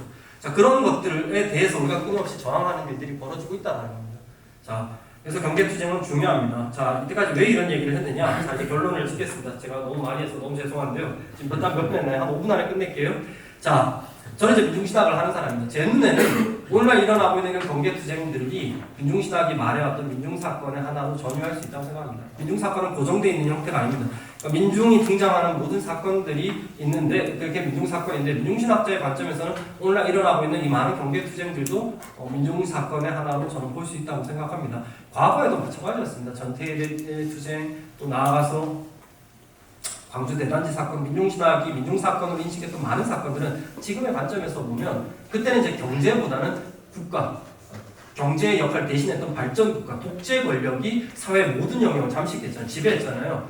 그것이 국가가 모든 영역을 개입하고 통제하고 했던 그리고 이제 그 국가는 바로 이 경제 발전이라고 하는 단 하나의 목표를 추구했던 기업보다도 더 그걸 목숨을 걸었던 정권의 정당성이 없고 정통성이 없다 보니까 거기에 모든 세월을 걸었던 독재 정권들의 경계투쟁과의 경계투쟁이었다는 겁니다. 지금 와서 70년대, 80년대 민주화운동들, 특히 한국 우리 향림교회 여러분들 속해 있는 많은 지도적 교회들, 그러니까 우리 자랑스러운 이 교회 전통들이 뭘 했습니까? 70년대, 80년대부터 그 경계투쟁을 한 거예요. 인권의 논리, 종교의 어떤 자율성, 민주주의의 원칙 이런 것들을 국가가 또는 시장, 경제가 함부로 짓밟고 경계를 넘어올 때, 선을 넘어올 때 못 참았던 거죠. 이건 도저히 안 된다. 묵과할 수 없다. 결국 경계투쟁을 벌였던 거죠. 그게 다 한국에서 있었던 많은 민주화운동, 종교계의 민주화운동은 사실상 경계투쟁이라고 볼 수 있습니다. 정치 권력 또는 경제 권력이 종교가 용인할 수 있는 수준을 넘어서서 종교가 어떤 중요하게 여기는 인권이나 민주주의나 어떤 신앙의 자유, 많은 70년대, 80년대 도시산업선교나 도시민민선교는 선교의 자유라는 명목으로 이유로 산업선교와 민민선교를 했었어요. 우리는 선교할 자유가 있는데 왜? 근데 왜 그걸 민주화운동으로? 왜 그걸 이념적 색채로 뽑고 노동운동으로 그렇게 몰아가느냐? 사실 70년대, 80년대 지금 남아있는 영등포 산업선교회가 했던 또는 인천산업도시산업선교회가 했던 그 노동자 산업선교를 정부는 노동운동으로 봤었고 노동운동 정도가 아니라 체제에 저항하는 불온한 어떤 사회주의 운동으로 몰아갔었어요. 그럴 때 기독교인들은 어떻게 저항했느냐? 선교의 자유를 주장했습니다. 우리가 선교할 수 있는 곳이 왜 니네가 마음대로 제한하냐? 왜 노동자들을 왜 우리가 선교할 수 없게 하느냐? 물론 이제 선교가 인간화의 가치에 근거를 두고 당연히 노동자들의 의식화와 노동자들이 단순히 크리스찬이 되는 게 아닌 인간다운 삶을 살 수 있게 하는 그런 어떤 운동을 했었죠. 노동선교가. 그러니 당연히 인권을 요구하고 노동의 권리를 요구하고 노조할 수 있는 권리들, 노동에 대한 안전, 급여 이런 것들을 요구하는 운동으로 전환될 수밖에 없었죠. 그러나 그분들이 처음부터 노동운동을 하려고 조하순 목사님이나 조지성 목사나 이런 분들이 현장에 들어간 건 아니었습니다. 그리스도인 주일날 교회를 못 오고 있는데 도대체 왜 안 오는지 가봤더니 그리스도인이고 자식 안에 인간다운 삶 자체를 살고 있지 못하는 현장에서 함께 기도하고 예배하고 이들이 어떻게 그리스도인이 당연하고 그리스도인이 전에 일단 인간다운 인간의 기본적인 삶을 살 수 있게 하기 위해서 노동자들과 함께 기도하고 운동하는 과정에서 노동운동으로 발전해 나갔죠. 근데 그 정부는 그것을 탄압하고 그럴 때 그걸 했던 당사자들은 선교의 자유를 주장했습니다. 그 논리는 바로 경계투쟁의 논리. 경계를 넘지 말라는 정부는 이들이 종교를 넘어서 정치화되고 사회운동화된다고 경계투쟁을 걸어왔을 때 종교를 반대로 이것이 우리가 하는 선교고 우리가 새로운 신학에 입각한 하나님의 선교고 에큐메니칼의 어떤 새로운 어떤 선교이자 신학에 근거한 기독교인들의 사회 참여고 실천인데 왜 니네가 마음대로 그것을 어떤 반정부적인 어떤 걸로 규정하고 그러니까 근데 실제로 나중에 가면 이제 진짜 반정부 투쟁이 되고 싸움이 되긴 했지만 경계투쟁이 그때도 벌어졌다는 거죠. 오늘날의 세계도 마찬가지입니다. 그런 경계투쟁이 끊임없이 벌어지고 있습니다. 자, 그래서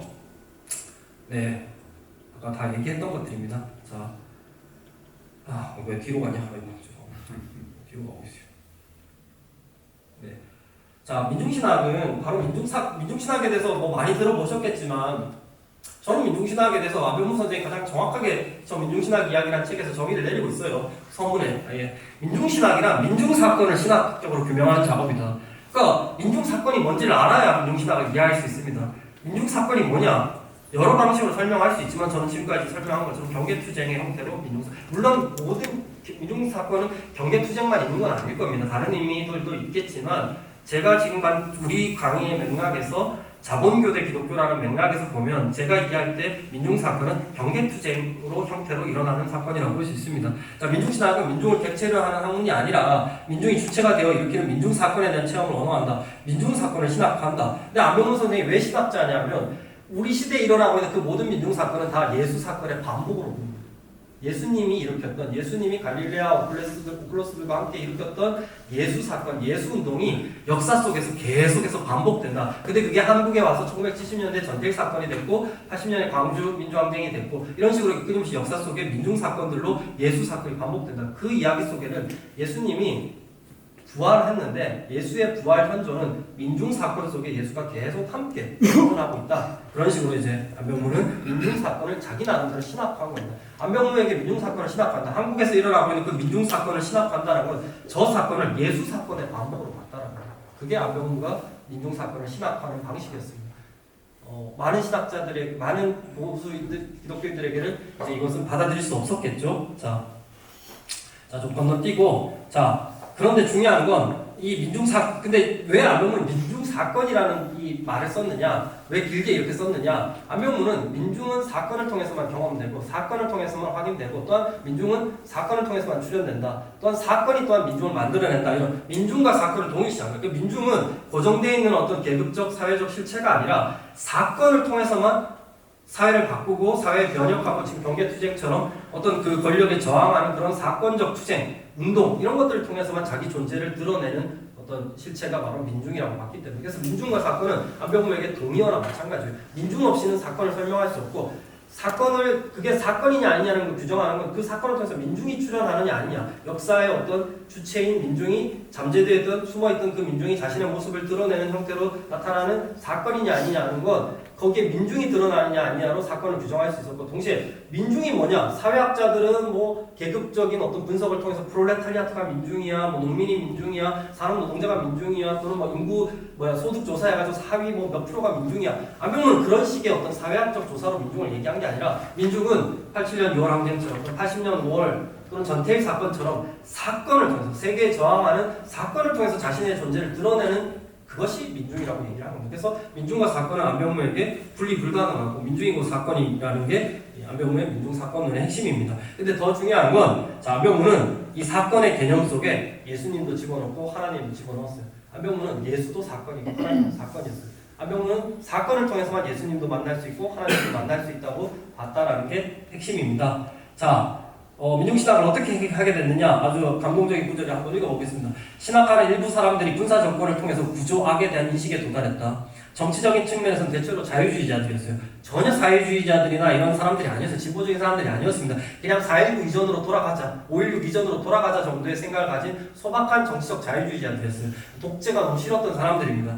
자, 근데 날로 조여오는 구조악을 온몸으로 경험하게 되었습니다. 저항 과정에서 이른바 성서에서 말하는 사탄 혹은 악마라는 게 다른 게 아니라 지금 바로 저 권력적인 구조악, 유신체제 또는 한국 자본주의 발전체제, 돌진적 근대화 산업화와 어떤 민중의 희생을 만들어내고 있는 이 돌진적인 산업화 체제 이게 구조악이고 이게 사탄이다. 성서가 말하는 사탄은 인격화되어 있지만 그것이 인격이 아니라 사실은 우리가 지금 몸으로 체험하고 있는 유신 정치체, 유신 체제라든가 이 자본주의적 한국 자본주의 발전 체제, 수많은 전태일들을 만들어내는 또는 광주의 희생자들을 만들어내는 그런 독재, 정치, 군사, 권력, 정치, 경제, 군사, 권력, 복합체 이런 것들이 사탄이고 구조악이고 악마다 이렇게 이제 인식을 하게 된 겁니다. 자, 그래서 이 구조악과 싸우는 과정에서 민중을 만났다. 지식인들은 가만히 있는데 먼저 이 구조악을 폭로하는 일들이 먼저 일어났어요. 그들은 스스로 자기를 민중이라 지칭하지도 않았어요. 전태일이 광주 대단지 사건의 그 주체들이 그냥 그들이 살 수 없어서 온몸으로 먼저 저항했습니다. 근데 그걸 지식인들이 보고 저들을 민중으로 명명하기 시작한 겁니다. 사회의 모순을 폭로하는 존재로 그렇게 인식하게 됐죠. 그러면서 바로 민중이야말로 이 구조악에 철저히 수탈당하고 억압당하면서도 죽지 않을 뿐만 아니라 역사의 맥을 이어가고 끊임없이 저항하는 존재들이다. 저들이야말로 생명의 원천이고 역사의 주체임을 인식하게 된 것입니다. 그래서 그들을 이제 민중으로 명명하고 선언하는 수많은 선언서와 성명서, 신학적 작업들, 또 선교 운동들이 뒤따라 일어나는 겁니다. 그들과의 만남이 또 민중신학자 중에는 사건이었고 이게 교회로부터 해방시키는 어떤 죽은 신학으로부터 해방시켜서 민중 현장 속으로 들어가게 하는 그리고 안병무 선생이 이제 기여한 부분은 저 민중 사건 속에 예수가 존재하고 현존하고 있다. 그리스도가 정확히 현존하신다라는 깨달음이었습니다. 자, 그래서 마지막 다 왔습니다. 성서에는 신에 대한 다양한 서술이 있음에도 불구하고 나중에 와서는 민중만 사건이 아니에요. 예수만 사건이 아니라 하나님도 사건 그 자체와 동일시해버립니다. 그러니까 안병무에게 예배에서 어떤 우리가 만나는 그런 존재라기보다는 하나님은 출애굽 때부터 예수 때부터 끊임없이 사건을 통해서 자신의 존재를 드러내온 민중과 함께 또는 예수 사건 속에서 현존하는 그런 어떤 존재로서 신을 파악하게 되는 겁니다.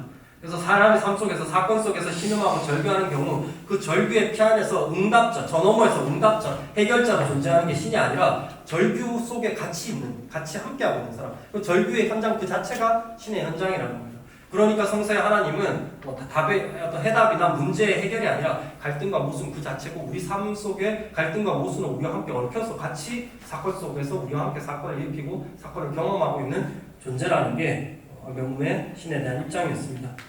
자, 그래서 이게 마지막입니다. 자, 안병무 선생의 민중이 뭐냐? 자, 여러분, 민중은 기독교인일까요? 비기독교인일까요? 안병무의 관점에서. 민중이라는 개념은. 예. 이제 여기서 이제 안병무 선생님이 돌아가시고 나서 송기득 선생님 모건대에서 교수하셨던 안병무 선생님 후배이자 제자였던 송기득 교수가 충격적인 제목의 글을 하나 발표하게 됩니다. 안병무는 그리스도인이었는가라는 질문을 하게 됩니다. 민중신학에서 민중은 그리스도인일까요? 비그리스도인을 말할까요? 그 말 자체가 넌센스죠.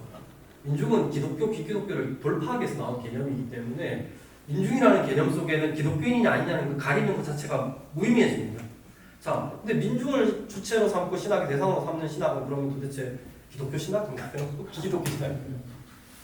안병무 선생님이 돌아가시고 나서 신학대학 교수를 30년 했고 지금 여러분들이 계시는 이 교회를 비롯하여 생전에 교회만 5개를 세우신 분인데 거기다 심지어 개신교 수녀 공동체를 세우고 신학 연구소를 설립하고 신학 대학생들을 길러냈고 근데 죽을 때까지 자기는 목사한 줄 안 받았고 한백교회, 갈릴리교회, 향림교회 또 어디 또 있나요? 네, 평생 내가 알기로 4개, 그러니까 5개의 교회 세웠다고 알고 있는데 하여튼 그 수많은 교회들을 세우고 수녀 공동체를 세우고 신학 연구소를 세우고 신학대학 교수까지 하고 목사들을 길러냈고 선교 교육은 원장도 하시고 평생 신학으로 사셨던 사람이 평생 예수만 연구하면서 살았던 사람이 근데 그분이 그리스도인이 아니냐라는 게 심각한 학문적 논쟁 사안이 될 만큼 안병무는 굉장히 충격적인 단계로 넘어갔습니다. 민중이라는 걸 신학의 어떤 주인 기표로 내세우는 순간 사실 그 질문이 들게 되죠. 자, 마르코가 전한 예수라는 사건 전체에서 민중의 삶을 찾아야 된다. 예수와 오클로스를 주객으로 구별하지 말고 그것을 통째로 더불어 사는 그 관계에서 민중을 찾아야 한다. 갈릴레아의 민중과 예루살렘의 민중 중 어느 것이 민중이냐, 예수도 민중이냐 하는 따위의 질문은 무의미하다. 안병무 살아있을 때 제일 많이 제기된 질문이 안병무 당신은 민중입니까? 라는 질문이었어요. 민중신학자, 지식인도 민중입니까? 교수도 민중입니까? 근데 안병무 선생님 초기에는 민중신학자들이 뭐랄까 인텔리라는 자의식이 너무 강했기 때문에 자기들 민중 아니라고 얘기했어요. 우리 교수는 민중 아니지. 그들의 머릿속에 이미 어떤 계급적 민중 개념이 있었던 거예요. 소득 수준이나 교육 수준에 따라서 민중을 나누는. 근데 서남동 쌤은 그렇게 평생 생각하다가 그냥 일찍 돌아가셨어요. 근데 안병무 선생도 처음에 그랬는데 말년을 갈수록 안병무가 사건론에 심취하게 되면서 사건론 완전 자기 신학을 재구성하게 되면서 이제 그런 질문하는 것 자체를 굉장히 불쾌해하고 그 질문 자체가 넌센스라고 생각했어요. 자, 예수와 민중이 대결하는 그 관계까지도 우리의 관치 안에서 민중 사건인데 거기서 누가 민중이냐 아니냐를 왜 따지고 있냐는 거예요. 그냥 그 모든 민중 사건에 얽혀있는 모두가 다 민중이고 다 그 안에 있는 겁니다. 자, 통틀어서 그 모든 것이 민중의 자유다. 대결하는 사람들까지 그 관계까지. 그러니까 안병무는 이제 더 이상 민중을 어떤 존재로 보는 게 아니에요. 당신이 민중입니까 아닙니까? 이 질문 자체가 안병무가 의미가 없는 거예요. 민중 사건 안에 있으면 다 민중인 거예요, 그냥. 자, 민중의 존재는 민중 사건 속에서만 파악될 수 있는데 민중이 그러나 시 민중 사건의 장소, 민중의 장은 역시 균질하지 않습니다. 그 안에는 온갖 다양한 행위들이 벌어져요. 협상하고 타협하고 배신도 때리고 막 얍삽하게 도망도 하고 다 일어날 수 있어요. 민중 사건 현장 안에서. 실제로 갈릴리의 오클로스는 마지막에 예루살렘에 가서는 배신 때렸죠. 예수를 십자가에 못 박으라고 했으니까. 민중신학에 던지는 가장 제 석사 논문 주제거든요. 안병무 선생은 편집 가설을 내세우면서 그 15장, 14장부터 16장에 나오는 그 오클로스, 예수를 못 박아 죽이라고 하는 그 오클로스, 빌라도의 법정에서 예수를 내놓으라고 죽이라고 하는 그 오클로스는 예루살렘의 오클로스다. 갈릴리 오클로스 아니다. 이러면서 피해 나갔어요. 두 오클로스는 다르다 이렇게. 또 편집 가설을 내세워서 13장까지가 진짜 마가복음이고 14, 16장은 예루살렘에서 온 신학적인 다른 자료다. 그렇게 피해 나갔죠. 그래서 저는 이제 그렇게 안 봤죠. 1장부터 16장까지 다 똑같은 오클로스다. 마가복음의 관계에서. 그게 오클로스다. 그렇게 드러나는 것이 진짜 민중의 관계, 민중사건이다. 저는 그렇게 봤었는데 어쨌든 민중에는 지배와 저항의 일면으로 해석할 수 없는 다양한 행위들이 나타날 수 있습니다. 민중사건이 일어나는 장 안에 있는 모든 이들이 사실상 민중이라고 봐야 됩니다. 그러니까 민중이라고 하는 걸 존재론적으로 보지 말고 민중사건을 우리가 생각해야 된다는 누군가가 민중이냐 아니냐는 개인의 어떤 내적인 정체성, 정치적 입장 또는 그 사람을 규정하는 외적인 조건 직업, 지위, 계급, 소득, 자산, 신분 이런 거에 규정되는 게 아니에요. 그냥 그 사람이 서 있는 삶의 자리가 민중사건의 현장인가 아닌가로만 판단할 수 있습니다. 그리고 그 사건의 자리에서 그 사람이 어떤 선택을 하고 어떤 행동을 하느냐는 비워져 있는 겁니다. 바로 쳐져 있는 겁니다. 우리는 말할 수 없습니다. 그건 각자가 할 수 있는 대답이죠. 그러니까 중요한 건 민중사건 속에 있으면 그들 다 역시 민중의 장 안에 존재합니다. 민중은 사건으로 봐야 되기 때문에 민중은 개인이 아닌 사건 전체가 민중이니까 자, 그가 누구든 그리스도인이든 비그리스도인이든 자본가든 프롤레타리아든 남자든 여자든 이성애자든 동성애자든 관계없이 오직 민중사건에 참여함으로써만 그리스도인이 된다고 얘기 안 했어요. 안병문은. 민중이 그리스도인이다 이런 말 안 했고 민중사건에 참여함으로써만 그리스도 사건을 지금 여기서 경험할 수 있다. 왜? 민중의 현장에 민중사건의 현장에 그리스도가 현존하시기 때문에. 히브리서 12장에 나오는 성문밖의 비유처럼 예수께서 지금 여전히 성문 밖에서 죽으셨고 지금도 그곳에서 고난당하고 계신다라고 하는 걸 민중신학자들은 진실로 받아들였어요. 지금도 예수는 성문 밖, 소외된 성문 밖, 민중에 있는 삶의 자리, 그 현장, 민중사건의 현장 속에 예수가 지금도 고난받고 있고 그곳에서 현존하고 있다면 거기서 그리스도를 만난다. 물론 우리 기독교인들은 거기서 그리스도를 만나는 거고 안병무 자신은 민중사건을 예수사건의 반복이라고 봤기 때문에 그 민중사건에서 예수를 만나고 하나님을 만나지만 비기독교인들은 그냥 민중사건을 그냥 민중사건으로서 경험하는 것 뿐이죠. 근데 그걸 안병무는 그러면 비기독교인들이 예수를 안 만났다고 해서 그 민중사건에 참여하지 않았다고? 그렇게 말하지 않았어요. 그냥 내버려 그들은 그 민중사건을 그들식으로 해석하는 거고 자기는 이 민중사건에 참여하면서 이것에서 예수를 만난다. 그게 그냥 실존적인 설치가 다. 근데 남에게 그걸 강요하지는 않는다고 입장을 취했습니다. 자, 그렇지만 어쨌든 중요한 건 그리스도인에게는 이 질문이 굉장히 중요합니다. 비그리스도인에게까지 뭐라고 말할 수 없겠지만 그리스도인들에게는 민중사건에 참여함으로써만 그리스도 사건을 지금 여기서 경험할 수 있다. 자, 그리스도의 여기서 이제 굉장히 중요한 안병무의 주장이 나옵니다. 그리스도의 이름도 모르고 예수의 이름도 모르는 곳이라도 고난당하는 민중의 현장, 1970년대, 80년대 자신이 봤던 민혁당 사건, 수많은 정치적 민중의 고난의 현장들, 그곳에 그리스도가 현존한다고 봤습니다. 그 당사자들은 이 현장에 그리스도가 있다고 생각하지도 않고 그리스도 이름을 외치지도 않고 예수의 이름도 부르지도 않았지만 민중신학자인 자기 눈에는 고난받는 민중의 현장, 예수의 이름이 전혀 얘기되지 않는 예배당에서 예수의 이름이 외쳐지지 바깥에서 무슨 예수 이름이 외쳐지겠습니까? 물론 목요 기도회 같은 현장도 있었고 서울 제1교회처럼 거리에서 예배했던 현장도 있었을 것이고 향인교회 80년대 향인교회처럼 많은 거리 예배가 있었겠죠. 지금도 있듯이.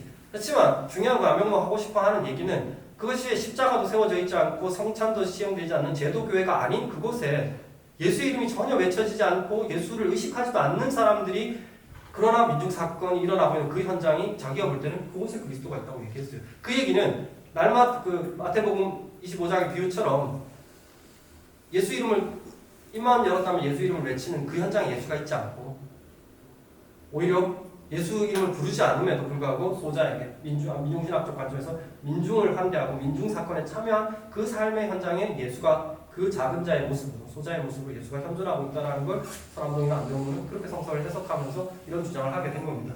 자, 그리스도의 이름이 전혀 불리지 않는 민중운동에서 그리스도 사건을 보고 그것을 증언하는 것이 바로 민중신학이라고 안병무는 얘기를 했고요. 자, 민중신학을 이렇게 교리적으로 신학적으로 받아들이면 안 되죠. 이건 안병무 얘기입니다.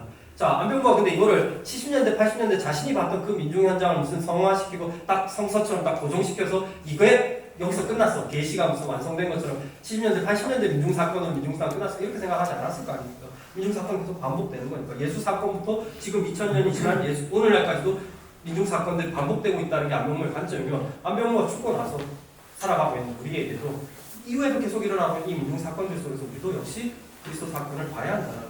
근데 저는 이제 2020년대 한국에서 민중신학을 하는 사람이니까 제가 지금 우리가 독재시대, 유신 독재체제를 살진 않잖아요. 전두환 철권 통치체제를 살진 않잖아요. 우리는 그런 정치적 군사 독재체제가 아닌 우리는 시장 독재체제를 살아가고 신자유주의 이후, IMF 이후, 신자유주의 이후 시장 경제 독재체제를 살아가고 있는 관점에서 우리는 어떻게 민중사건을 살려야 되냐. 안병무 선생은 민주화 운동의 현장에서 반독재 민주화 운동의 현장에서 민중사건을 받고 예수사건을 경험했다면 우리는 시장 독재에 저항하는 수많은 사회적 경계 투쟁에서 민중사건을 봐야 하는데 과거만큼 이렇게 화려한 거대한 이런 숭고한 운동의 스펙타클을 보여주지 않기 때문에 많은 민중신학자들이 지금 일어나는 사건을 한 2016년 촛불 정도는 돼야 민중사건이라고 이야기하면 한 100만 명 나와야. 근데 저는 그렇게 보진 않아요. 우리 사회 삶의 70년대, 80년대도 전태일 사건이 무슨 그 당시 큰 사건이었겠습니까? 수제 운동하는 사람들에게만 충격적인 사건이었지. 그런 것처럼 우리 시대의 민중사건은 잊혀지고 있고 우리가 외면하고 있는 수 있지만 그런 것들이 사실은 계속 반복되고 있는 예수사건이고 민중사건일 수 있다는 겁니다. 저는 사실 이 얘기를 하려고 근데 그냥 그대로 민중사건이 뭐다 이렇게 얘기할 수 없고 우리 시대의 어떤 이론과 우리 시대의 어떤 분석의 틀, 관점들을 가지고서 민중사건, 밀소사건을 말해야 하기 때문에 그런 논리들을 이제 만들어가는 과정에서 종교로서의 자본주의 시장의 어떤 팽창, 탈착근 그리고 또 거기에 맞서는 경계투쟁.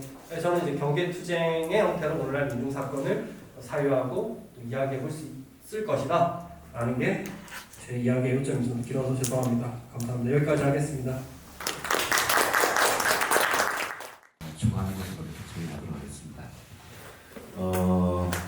미국을 대표하는 사회주의 페미니스트 비판 이론가 낸시 프레이저 이론을 이용하며 제도화된 그 사회 질서로서의 자본주의를 정의해서 하셨고 탈착근대 시장을 통해 종교적 기능을 수행하는 경제에 대한 부분은 최근 핫했었고 현재 핫한 칼 폴라니의 경제 착근성 태제 언급하시며 인간의 경제는 일반적으로 사회적 관계 속에 묻어 들어가 있는 것이다라는 문장이 인상 깊었습니다.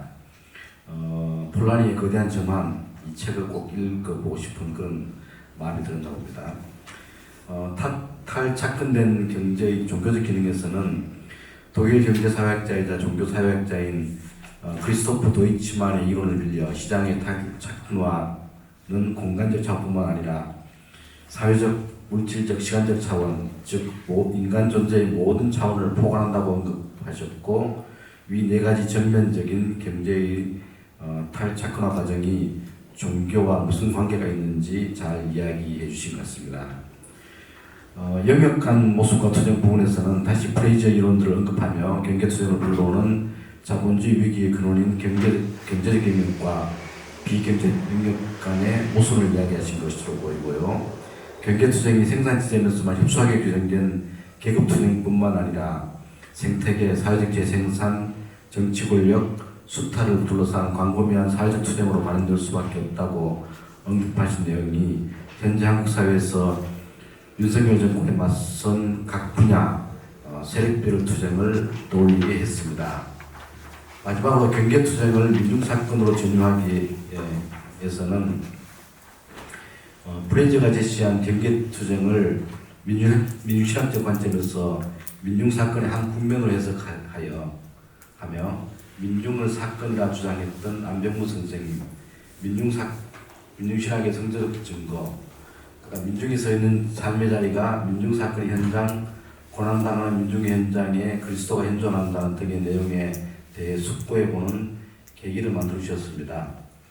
민중신학 이론을 접해보지 않았고 또 사회변혁의 논리로 보는 그리스도인에게 오늘 강의의 전목처럼 조곤조곤한 이야기로 다가설 수 있는 현실적인 방법이랄까 그것들에 대해서 고민됩니다. 아마 이런 것들은 이제 실제 교회 현장에서 그 부분들을 어떻게 대화를 풀어낼 수 있을까 이런 것에 대한 고민을 담은 것으로 보입니다. 아마 처음 그 말씀하실 때 이제 이 자본과 자본교, 기독교의 적대적 관계, 이 적대적 관계라고 하는 건 어쨌든 이제 누군가가 한편이 승리하는 어떤 그런 그 관계로 이렇게 보셨는데 그 예를 들면서 이제 예를 들면 뭐 축도와 계라이체를 말씀하셨는데 어떤 이제 그 완패의 상징처럼 말씀하신 것을 이제 들었습니다. 근데 이제 그런 것에 대한 경계투쟁은 실제로 이제 현재 사회 현장 곳곳에서 이루어지고 있기도 하고 우리가 이제 그런 현장에 있어서의 투쟁에서 교회가 꽤 적극적으로 결합하고 있기도 하고 그런 것도 우리가 늘 보게 됩니다. 거기서는 사실은 이제 계좌이체보다 어떤 의미에서 축도를 택한 인간성을 어떻게 선택한 그런 투쟁을 하고 계신 거죠. 그런 측면에서 보면은 오히려 교회는 그 복음의 능력을 좀 너무 상실하지 않았나 그런 고민을 하게 되고요. 그게 이제 한국의 초대 교회가 우리나라에 그 전리되었을 때에 일어났었던 그런 그 선조들의 다양한 사건들을 보면은 이 그 지금의 교회가 얼마나 그 자본의 그 내재화되어 있는지 그런 것들을 보게 됩니다. 예를 들면 이제 그 전에 제가 본 것 중에 보면은 그 개신교인 사회의식 조사 같은 것들을 보면은 신학의 일년이 오래될수록 사실은 좀 이렇게 좀 비민주적이고 비지선적인 것들 그런 형태를 보이는 것들을 볼 수 있는데 그런 면에서 사실은 이제 나름의 진보적인 교회들도 교회 외부와 연대를 하는 것을 통하는 어떤 그런 경계투쟁뿐만 아니고 교회 내부의 어떤 그런 경계투쟁들도 좀 이루어질 필요가 있지 않을까 그런 고민들을 해봅니다. 이상입니다.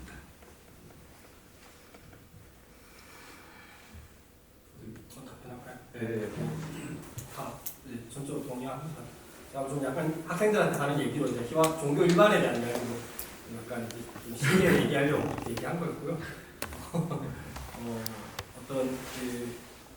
어쨌든 기독교는 이제 말의 종교인데 말이 갖고 있는 개신교는 말의 종교인데 말이 갖고 있는 고백이든 어떤 선언이든 이런 것보다도 오늘날 자본주의에서 이루어지는 이 상징적이고 기호적인 과정. 자본주의에서도 뭐 돈이 뭐 왔다 갔다 하는데 뭐 실질적으로 실물적인 게 뭐가 왔다 갔다 하는 거 아니잖아요. 상징적 기호적 작용들이거든요. 그것이 더 강력한 힘을 갖고 있고 사람들에게 더 강력한 위력을 발휘한다라는 걸 이야기하기 위해서 기독교도 상징의 종교고 말의 종교지만 이제 그 종교와 어떤 자본주의 간의 어떤 위력 차이, 영향력 차이를 좀 설명하기 위해서 그런 기능을 준 건데 사실 당연히 이제 저도 신학자니까 이 경계투쟁의 현장에서 제가 기독교 영역, 교회 영역 또 민중신학이 바로 그 기독교 영역에서 일하는 아까 말했듯이 근데 이제 어떤 단순히 순수한 보수적인 어떤 복음, 보수적이나 본질적인 어떤 걸 지키기 위한 경계투쟁을 했던 건 아닌 것 같아요. 신학 자체가 지금 김석환 집사님이 말씀하신 것처럼 신학 내부에서의 경계투쟁이 먼저 있었습니다. 한국 신학 안에서, 한국 기독교 안에서 한국적 신학이라는 게 무엇인가? 60년대, 70년대에 토착화 신학이 60년대 먼저 토착화 신학이라는 게 있었어요. 서구의 복음을 한국적 맥락으로 가져와야 한다. 토착화한다. 그러니까 그때의 한국의 토착이라고 하는 건 한국 종교, 한국 문화였어요. 뭐 불교나 유교 이런 거하고 좀 많이 대화를 접목, 합류 이런 시키는 작업들이 60년대 이미 일어났었습니다. 근데 민중신학은 거기에서 더 나아간 거예요. 어떤 그럴 때 선택되는 한국적이라고 하는 것들이 고등종교적인 것들, 그러니까 기독교에 맞설 만한 고등종교적인 요소라고 하는 불교나 막 유교나 이런 요소들이었어요. 또는 뭐 무속까지 가기는 했지만 때로는 좀 미중적인 학자들 어쨌든 세계 종교 대 세계 종교를 만날 수 있는 어떤 한국적인 거라고 하는 어떤 굉장히 뭐랄까 엘리트적인 여전히 그런 어떤 걸 들고 왔는데 70년대 민중신학 학자들 복음을 토착화해야 된다고 생각한 게 아니라 한국적이라고 상상되는 무언가 어떤 전통적인 것으로 토착화시킨다고 얘기한 게 아니라 한국의 지금 이 상황, 정치적, 경제적, 문화적 상황 속에서 복음이 성육신해야 되고 복음이 의미를 찾아야 된다. 그렇게 이제 복음을 상황화했던 거예요. 그런 상황화했던 산물이 민중신학이었어요. 이건 신학 안에서의 내부의 경계투쟁이었어요. 복음을 어떻게 정의할 것인가, 예수의 현존 방식을 어떻게 의미화할 것이고 기독교가 지금 여기 교회의 어떤 사회적 존재 양식을 어떻게 규정할 것인가라는 신학 안에서의 내부의 경계투쟁, 교회 내부에서의 경계투쟁과 동시에 바깥에서 들어오는 정치, 군사, 정치, 경제, 권력의 힘이 아까 말씀드린 대로 새로운 신학의 전환, 60년대 이미 세계 기독교 신학은 복음화에서 인간화로 넘어갔어요. 전 세계가 그리스도인 만드는 게 중요한 게 아니라 그리스도인이 되면 뭐예요? 교회로 오면 뭐예요? 비인간적인 착취와 소외와 불평등의 현실이 전 지구를 집어삼키고 있는 시대에 인간화를 복음의 어떤 목표로, 선교의 목표로 내걸기 시작했습니다. WCC를 중심으로 그런 인간화, 인간 해방 담론이 나오게 되고 이건 한국에서 크리스찬 아카데미가 60년대 말에 설립될 때 강원영 목사님 내세웠던, 강원영 목사님 아시겠지만 민중신학자들만큼 그렇게 진보적인 분이 아니에요. 근데 강원영 목사님 내세웠던 크리스찬 아카데미가 모토로 삼았던 것이 인간화 작업이었어요. 인간화를 내세우고 인간적인 삶, 인간다운 삶. 근데 그 인간의 기독교인만 가르치고 그리스도인만 해라. 비기독교인은 그렇지 않다라는 거예요. 기독교인은 비기독교인이든 간에 인간다운 삶을 먼저 만드는 것이 복음의 목표, 복음의 어떤 존재의 이유이고 선교의 목표이고 교회의 존재의 이유다. 이게 60년대 말에서 이미 한국 기독교 안에 이미 먼저 등장했습니다. 그걸 더 급진적으로 밀어붙이면서 이제 민중신학 같은 신학이 등장하게 된 거죠. 그래서 내부의 투쟁, 내부 안에서의 신학을 정의하고 교회를 정의하고 복음을 정의하는 내부의 경계투쟁과 바깥에서 그런 어떤 내부의 경계투쟁이 힘을 받고 있는 상황 과정에서 그런 그 어떤 바깥에서 그것을 실제로 검증할, 실제로 그것을 우리가 말하는 인간화를 진짜 정치 군사 정치 경제적 그 폭력 앞에서도 독재 권력 앞에서도 인간다운 삶을 말할 수 있느냐? 독재 권력 앞에 딱 가서는 그냥 그 인간다운 삶이라고 추구한다라는 걸 그냥 입 닫아 것인가 아니면 정말로 끝까지 밀어붙일 것인가 그 경계투쟁이 일어납니다. 처음에는 교회도 못했죠. 무서우니까. 근데 이 남산 부활절 예배 같은 사건들, 민주화운동의 신호탄 처음에 유신이 터졌을 때 교회도 아무 말도 못했어요. 너무 강력했기 때문에 용기가 없었죠. 근데 한국의 민주화운동의 유신 체제를 깨고 나온 게 두 가지거든요. 하나는 1974년에 민청학년 사건이라고 하는, 그러니까 청년들이, 대학생 청년들이, 그게 근데 그 민청학년 사건 아시는 분들은 아시겠지만 일반 대학 학생 운동과 기독교 학생 운동, KSCF와 뭐 YMC 같은 EYC 같은 이런 이제 기독교 청년 운동이 함께 결합해가지고 반유신 대학 학생 운동을 처음 이제 일으켰던 거 하고, 남산 부활절 예배라고 하는 기장교단에서 그 부활절 예배, 남산에서 부활절 예배 야외 음악회 하면서 예배 드리는데 거기에서 처음으로 유신 반대 그 선언문을 배포하려는 사건이 일어납니다. 왜 그랬을까요? 여러 가지 이유가 있겠지만 지금 말씀하신 것처럼 두 가지 이유가 얽혀 있는 거예요.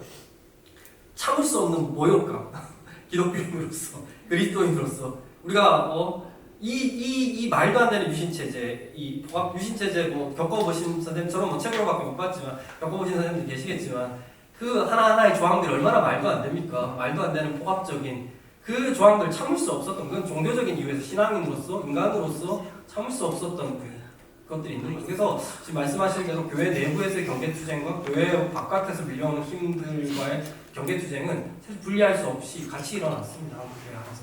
한국교회 안에서 그런 민주화운동을 얘기하고 싸울 때, 저항할 때 또 동시에 신학적 내부, 신학계 내부에서, 교계 내부에서 투쟁이 함께 일어났고, 왜냐하면 정치 권력이 그 민주화운동을 하는 교회만 공격한 게 아니에요.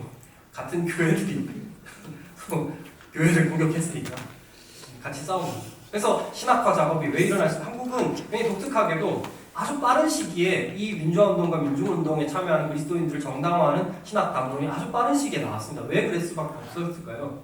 여러 가지 그 정치 권력에 저항하는 어떤 신학적 논리를 만들어내는 거기도 했지만 동시에 같이 지금 살아가고 있는 이 다수의 한국 교회를 향해, 한국 기독교를 향해 이 그리스도인들의 이 참여 운동이 정당하다는 걸 말하지 않으면 안 되는 어떤 논리가 필요해요. 그래서 내 외부의 경계투쟁이 동시에 거의 일어났다고 보시면 됩니다. 그래서 그것도 굉장히 흥미로운 사건, 흥미로운 어떤 현상입니다. 예. 네.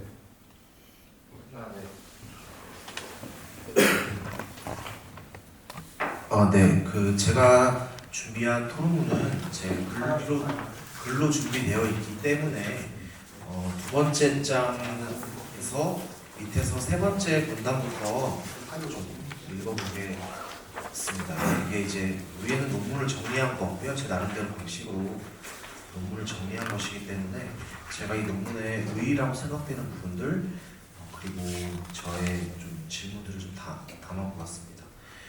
이 논문을 읽으면서 좀 들었던 생각이, 저는 그러니까 자본주의를 비판하는 관점과 관련 그것을 통해서 민중신학을 바라보려는 시도이기도 한데, 좀 반대로 민중신학의 관점에서 자본주의 비판과 투쟁을 해석하려는 시도이기도 하다고 저는 생각이 돼요. 그러니까 어떤 우리가 사회과학적인 비판 이론의 그 이론적인 조명을 통해서 민중신학을 바라보는 것도 있는데, 민중신학의 관점에서 자본주의 비판을 바라보려는 시도이기도 하다, 그런 생각을 좀 해보게 되었고요.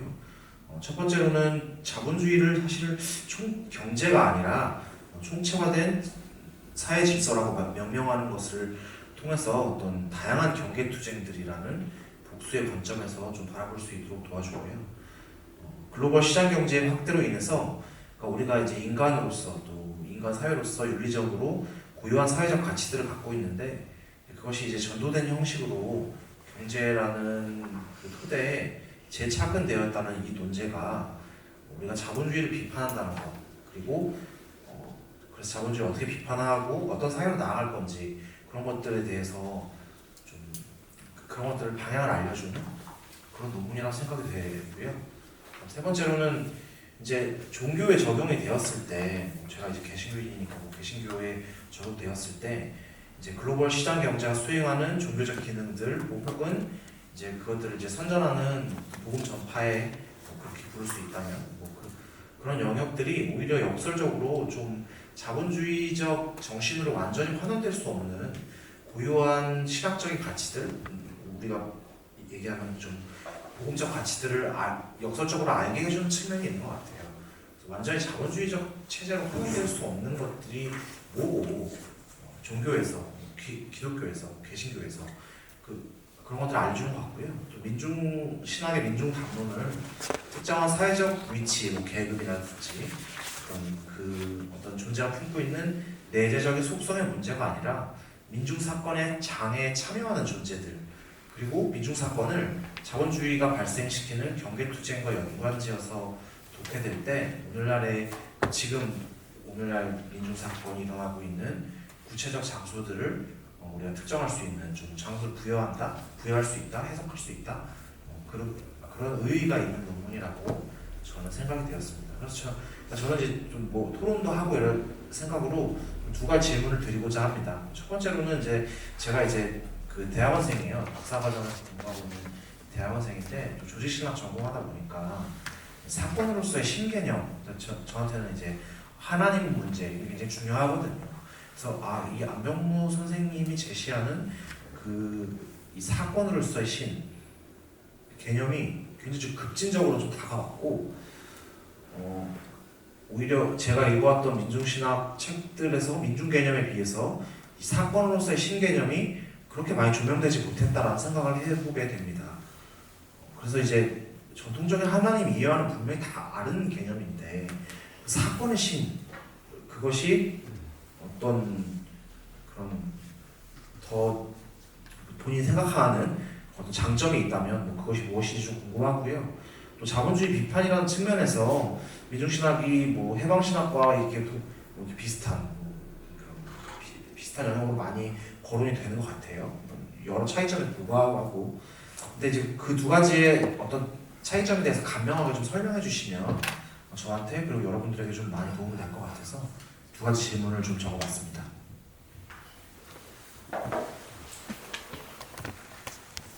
많은 말을 안 했기 때문에 안병무 선생님에 대해서 뭐 제가 할 수 있는 말이 많지는 않아요. 저도. 그렇지만 이제 아까 제가 인용했던 강의 안에서 이제 말씀드렸던 그런 부분들이 굉장히 이제 좀 중요하다고 생각해요. 사건하고 어쨌든 안병무가 자기 신학의 어떤 가장 큰 어떤 예술을 해석하는 방식, 성령을 해석하는 방식, 심지어 이제 민중을 자기가 이제 민중신학자로서 전환한 이후에 관심을 가졌던 그 민중은 사실 안병무만 민중 얘기한 거 아닙니다. 70년대, 80년대는 민중론의 시대였어요. 그러면 70년대 민중론을 제일 먼저 말한 사람은 민중신학자들이 아니라 김지하였습니다. 김지하의 영향으로 한국의 민중문학이라는 것이 백낙청 선생 연문지 시작했고 또 서남동, 안병무 다 김지하 시인 같은 분의 영향을 받았죠. 그리고 역사학자 강만길, 돌아가신 민족경제학자 소년 빨치산 출신인 박현채 선생, 이런 분들이 사실 민중론에서는 더 앞서갔어요. 민중신학자들보다. 근데 그렇기 때문에 안병무도 그들과 같이 대화하면서 더 나아가서 모든 민중론의 뿌리는, 한국의 민중남론의 뿌리는 함석헌의 CR 사상에서 왔다고 얘기를 할 수 있습니다. 함석헌 선생도 CR도 얘기하고 민중도 얘기하고 그랬으니까요. 그리고 또 가톨릭에서는 천주교 정인구현 사제단이 73년 무렵에 출범하면서 그 사회운동에서 처음으로 민중을 그 선언에 넣고 민중을 얘기했었죠. 그러니까 민중 70년대, 80년대 다들 민중을 얘기했는데 안병무는 같은 민중을 얘기하면서도 이분이 80년대 중반을 넘어가면서 서남동 선생 돌아가시고 나서 이제 혼자 민중신학을 이끌어갈 때 민중을 이제 점점 더 사건으로 인식하는, 사건의 중요성을 인식하게 되면서 민중을 해석하는 틀로 사건을 이제 내세우게 됩니다. 다른 학자들하고는 다른 겁니다. 그 어떤 다른 민중론에도 사건론은 없습니다. 오로지 민중신학에만, 특히 서남동에게도 없어요. 정확히 말하면 안병무에게만 있는 게 민중신학의 민중사건론입니다. 근데 왜 안병무가 이 사건을 내세우면서 근데 나중에 가면 이 사건이 민중만 해석하는 개념이 아니고 예수님도 사건이고 성령도 사건이고 민중도 사건이고 심지어 하나님도 사건이 되고 교회도 사건의 현장이 되고 모든 걸 다 사건으로 말하기 시작해요. 사건이라는 게 그래서 뭐냐라는 게 중요합니다. 안병무가 어떤 맥락으로 어떤 의미로 이 사건을 말하느냐. 사건에 일단 두 가지 의미가 있죠. 예기치 못해야 됩니다. 예상하지 못한 것이어야 됩니다. 기존의 사회 질서로 환원되지 않아야 하고 그것을 넘어서는 새로운 것이어야 됩니다. 새로운 무언가를 가져와야 되고 그리고 새로운 것, 기존의 것과 불화하고 충돌해야 됩니다. 그게 사건이에요. 근데 그런 것으로만 예수님도 파악되고 민중도 파악되고 교회도 그래야 하고 그러니까 기존의 질서는 일단 나쁜 거예요. 지배적인 거고 보수적인 거예요. 그걸 깨는 거예요. 그게 사건입니다. 그렇게 새로운 것으로 뭔가 등장하는 것들이 사건입니다. 그럼 지속성이라는 의미는 없는 거예요. 사실 사건은 단절적이고 순간적이고 파괴적인 것들이고 하나님조차도 그렇게 파악하려고 했던 거예요. 그러니까 우리의 일상과 늘 같이 가는 어떤 불변하는 하나님이 아니라는 거예요.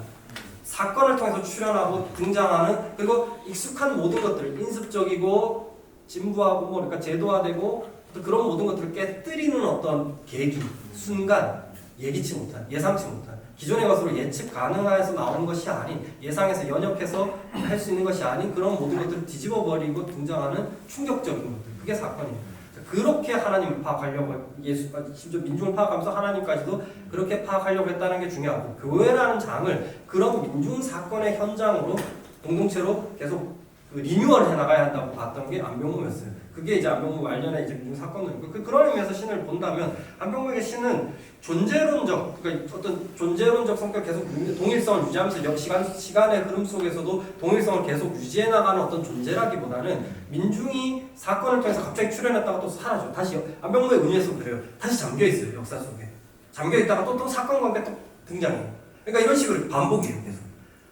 신도 그렇다고 보는 거죠. 만약에 민중이 그렇다면 근데 신도 사건이라고 말해버리면 민중의 개념하고 민중의 어떤 의미와 사건의 의미를 비슷하게 파악한다면 신을 우리가 기독교 신학이 얘기하는 어떤 계속 존재하시는 분이 아니라 계속 존재하면서 계속 성격을 유지하는 그런 게 아니라 사건 속에서 계속 자신의 모습을 드러냈다 또 사라졌다 이렇게 반복하는 그런 존재라고 볼 수 있겠죠. 그래서 사건의 의미를 더 많이 찾아내야 된다. 안병무가 사건이 뭐다 이렇게 정의하기보다는 모든 걸 그냥 다 남들이 알아듣는 것처럼 사건이다만 얘기하지. 사건이 정확히 뭐냐라고 물으면 정확히 사회과학적이나 철학적으로 정의하진 않았어요. 근데 이제 뭐 민중사건에 대한 대표적으로 잘 알려져 있는 게 민중사건이 진짜 민중사건이냐 아니냐를 규정할 때는 그 민중사건을 일으키는 주체들이 또는 민중사건을 통해 등장한 주체가 자기를 초월해야 된다. 자기 초월적이어야 된다. 뭐 그거 얘기하는 거. 이해관계나 이런 것들 넘어서서 보편성을 지향해야 된다. 그거 하나랑 그다음에 종말성이라고 하는 거. 이 시대와 이 시대 이 체제와 끊임없이 불화하고 대결하는 의식이 있어야 된다.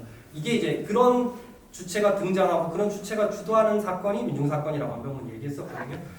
그런 의미 정도로 이제 본다면 하나님이 만약 민중사건의 주체로서 사건의 주체로서 하나님도 본다면 하나님도 자기를 초월해야 될 것이고 민중에게 적용되는 그 기준으로 하나님도 자기 초월적이어야 돼요. 또 나아가서 하나님도 종말성을 가지고 있어야 돼요. 자기도 포함하는 어떤 파괴적인 그런 것들이 있어야겠죠. 그런 개념들을 적용하면 좀 기존의 신학의 신개념하고는 계속 버무려진 것 같네요.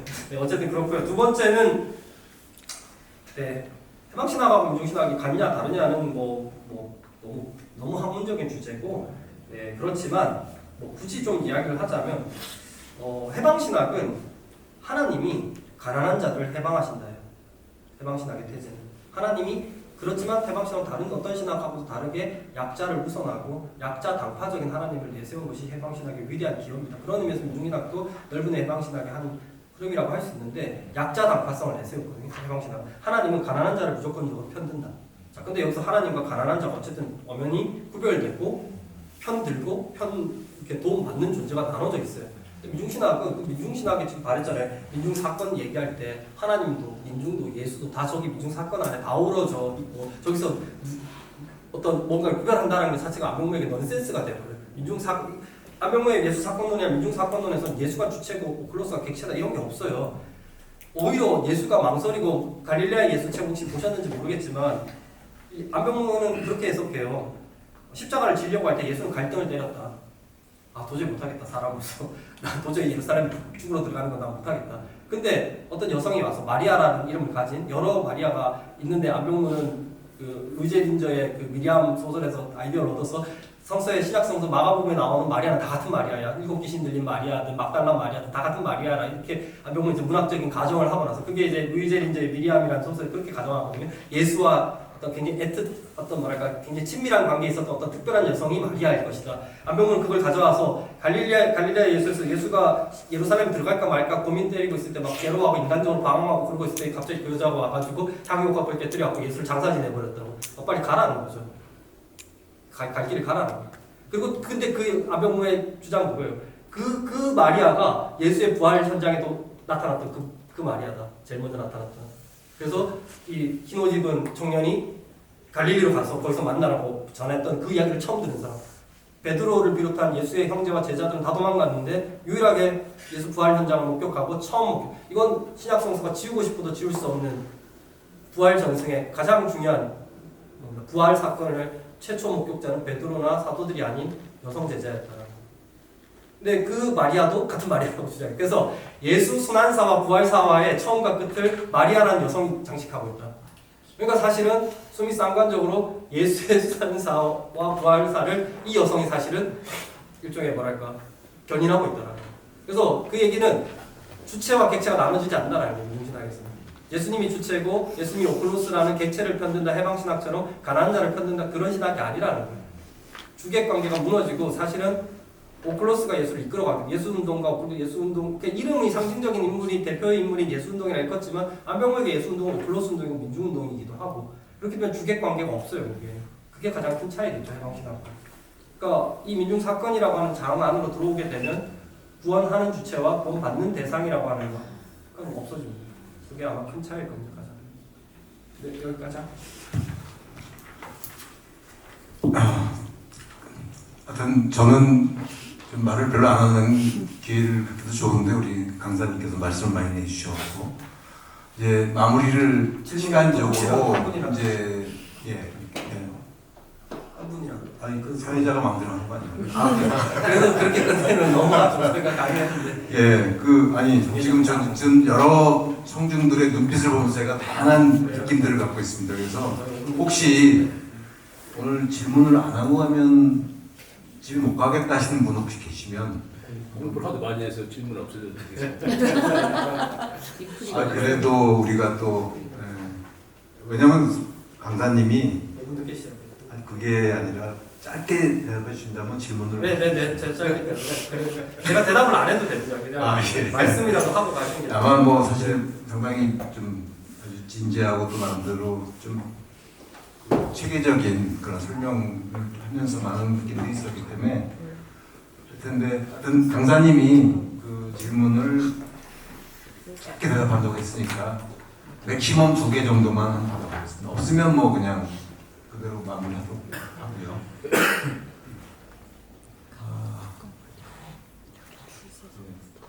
다들 그럴까요? 가능할까요? 예, 그러면 네. 감상. 저 강사님께서 지난주 디프리 때 제 맞은편에 계셨는데요. 네네. 오늘 강의가 재미없을 거라고 엄청 네. 예언을 하셨면서 걱정을 했죠. 걱정하셨는데 엄청 재밌었어요. 다행이다. 화이팅! 고맙습니다. 제가 말씀도 없고 재밌는 사람이 아니어가지고. 정말. 김진희 집사님은 앞으로 아카데미 할 때 진짜 모험적으로 참석해 주셔야 됩니다. 아주 분위기를 아주 아니면 다음번엔 강사를 한번 시켜야 될 것 같아요. 예, 뭐 아마 다들 좀 마음은 홍밭에 가 계시는 것 같으니까 예, 오늘 하여튼 우리가 아까 말씀드렸지만 제3시대 그리스도 연구회하고 올해 처음으로 같이 협력해서 이제 아카데미를 했고요. 어쨌든 이게 시간이 들어갈수록 상당히 집중도와 어떤 그런 많이 배우고 깨닫는 시간이었던 것 같습니다. 그러면 이것으로 제21기 청신도 아카데미를 마치도록 하겠습니다. 박수로 감사합니다.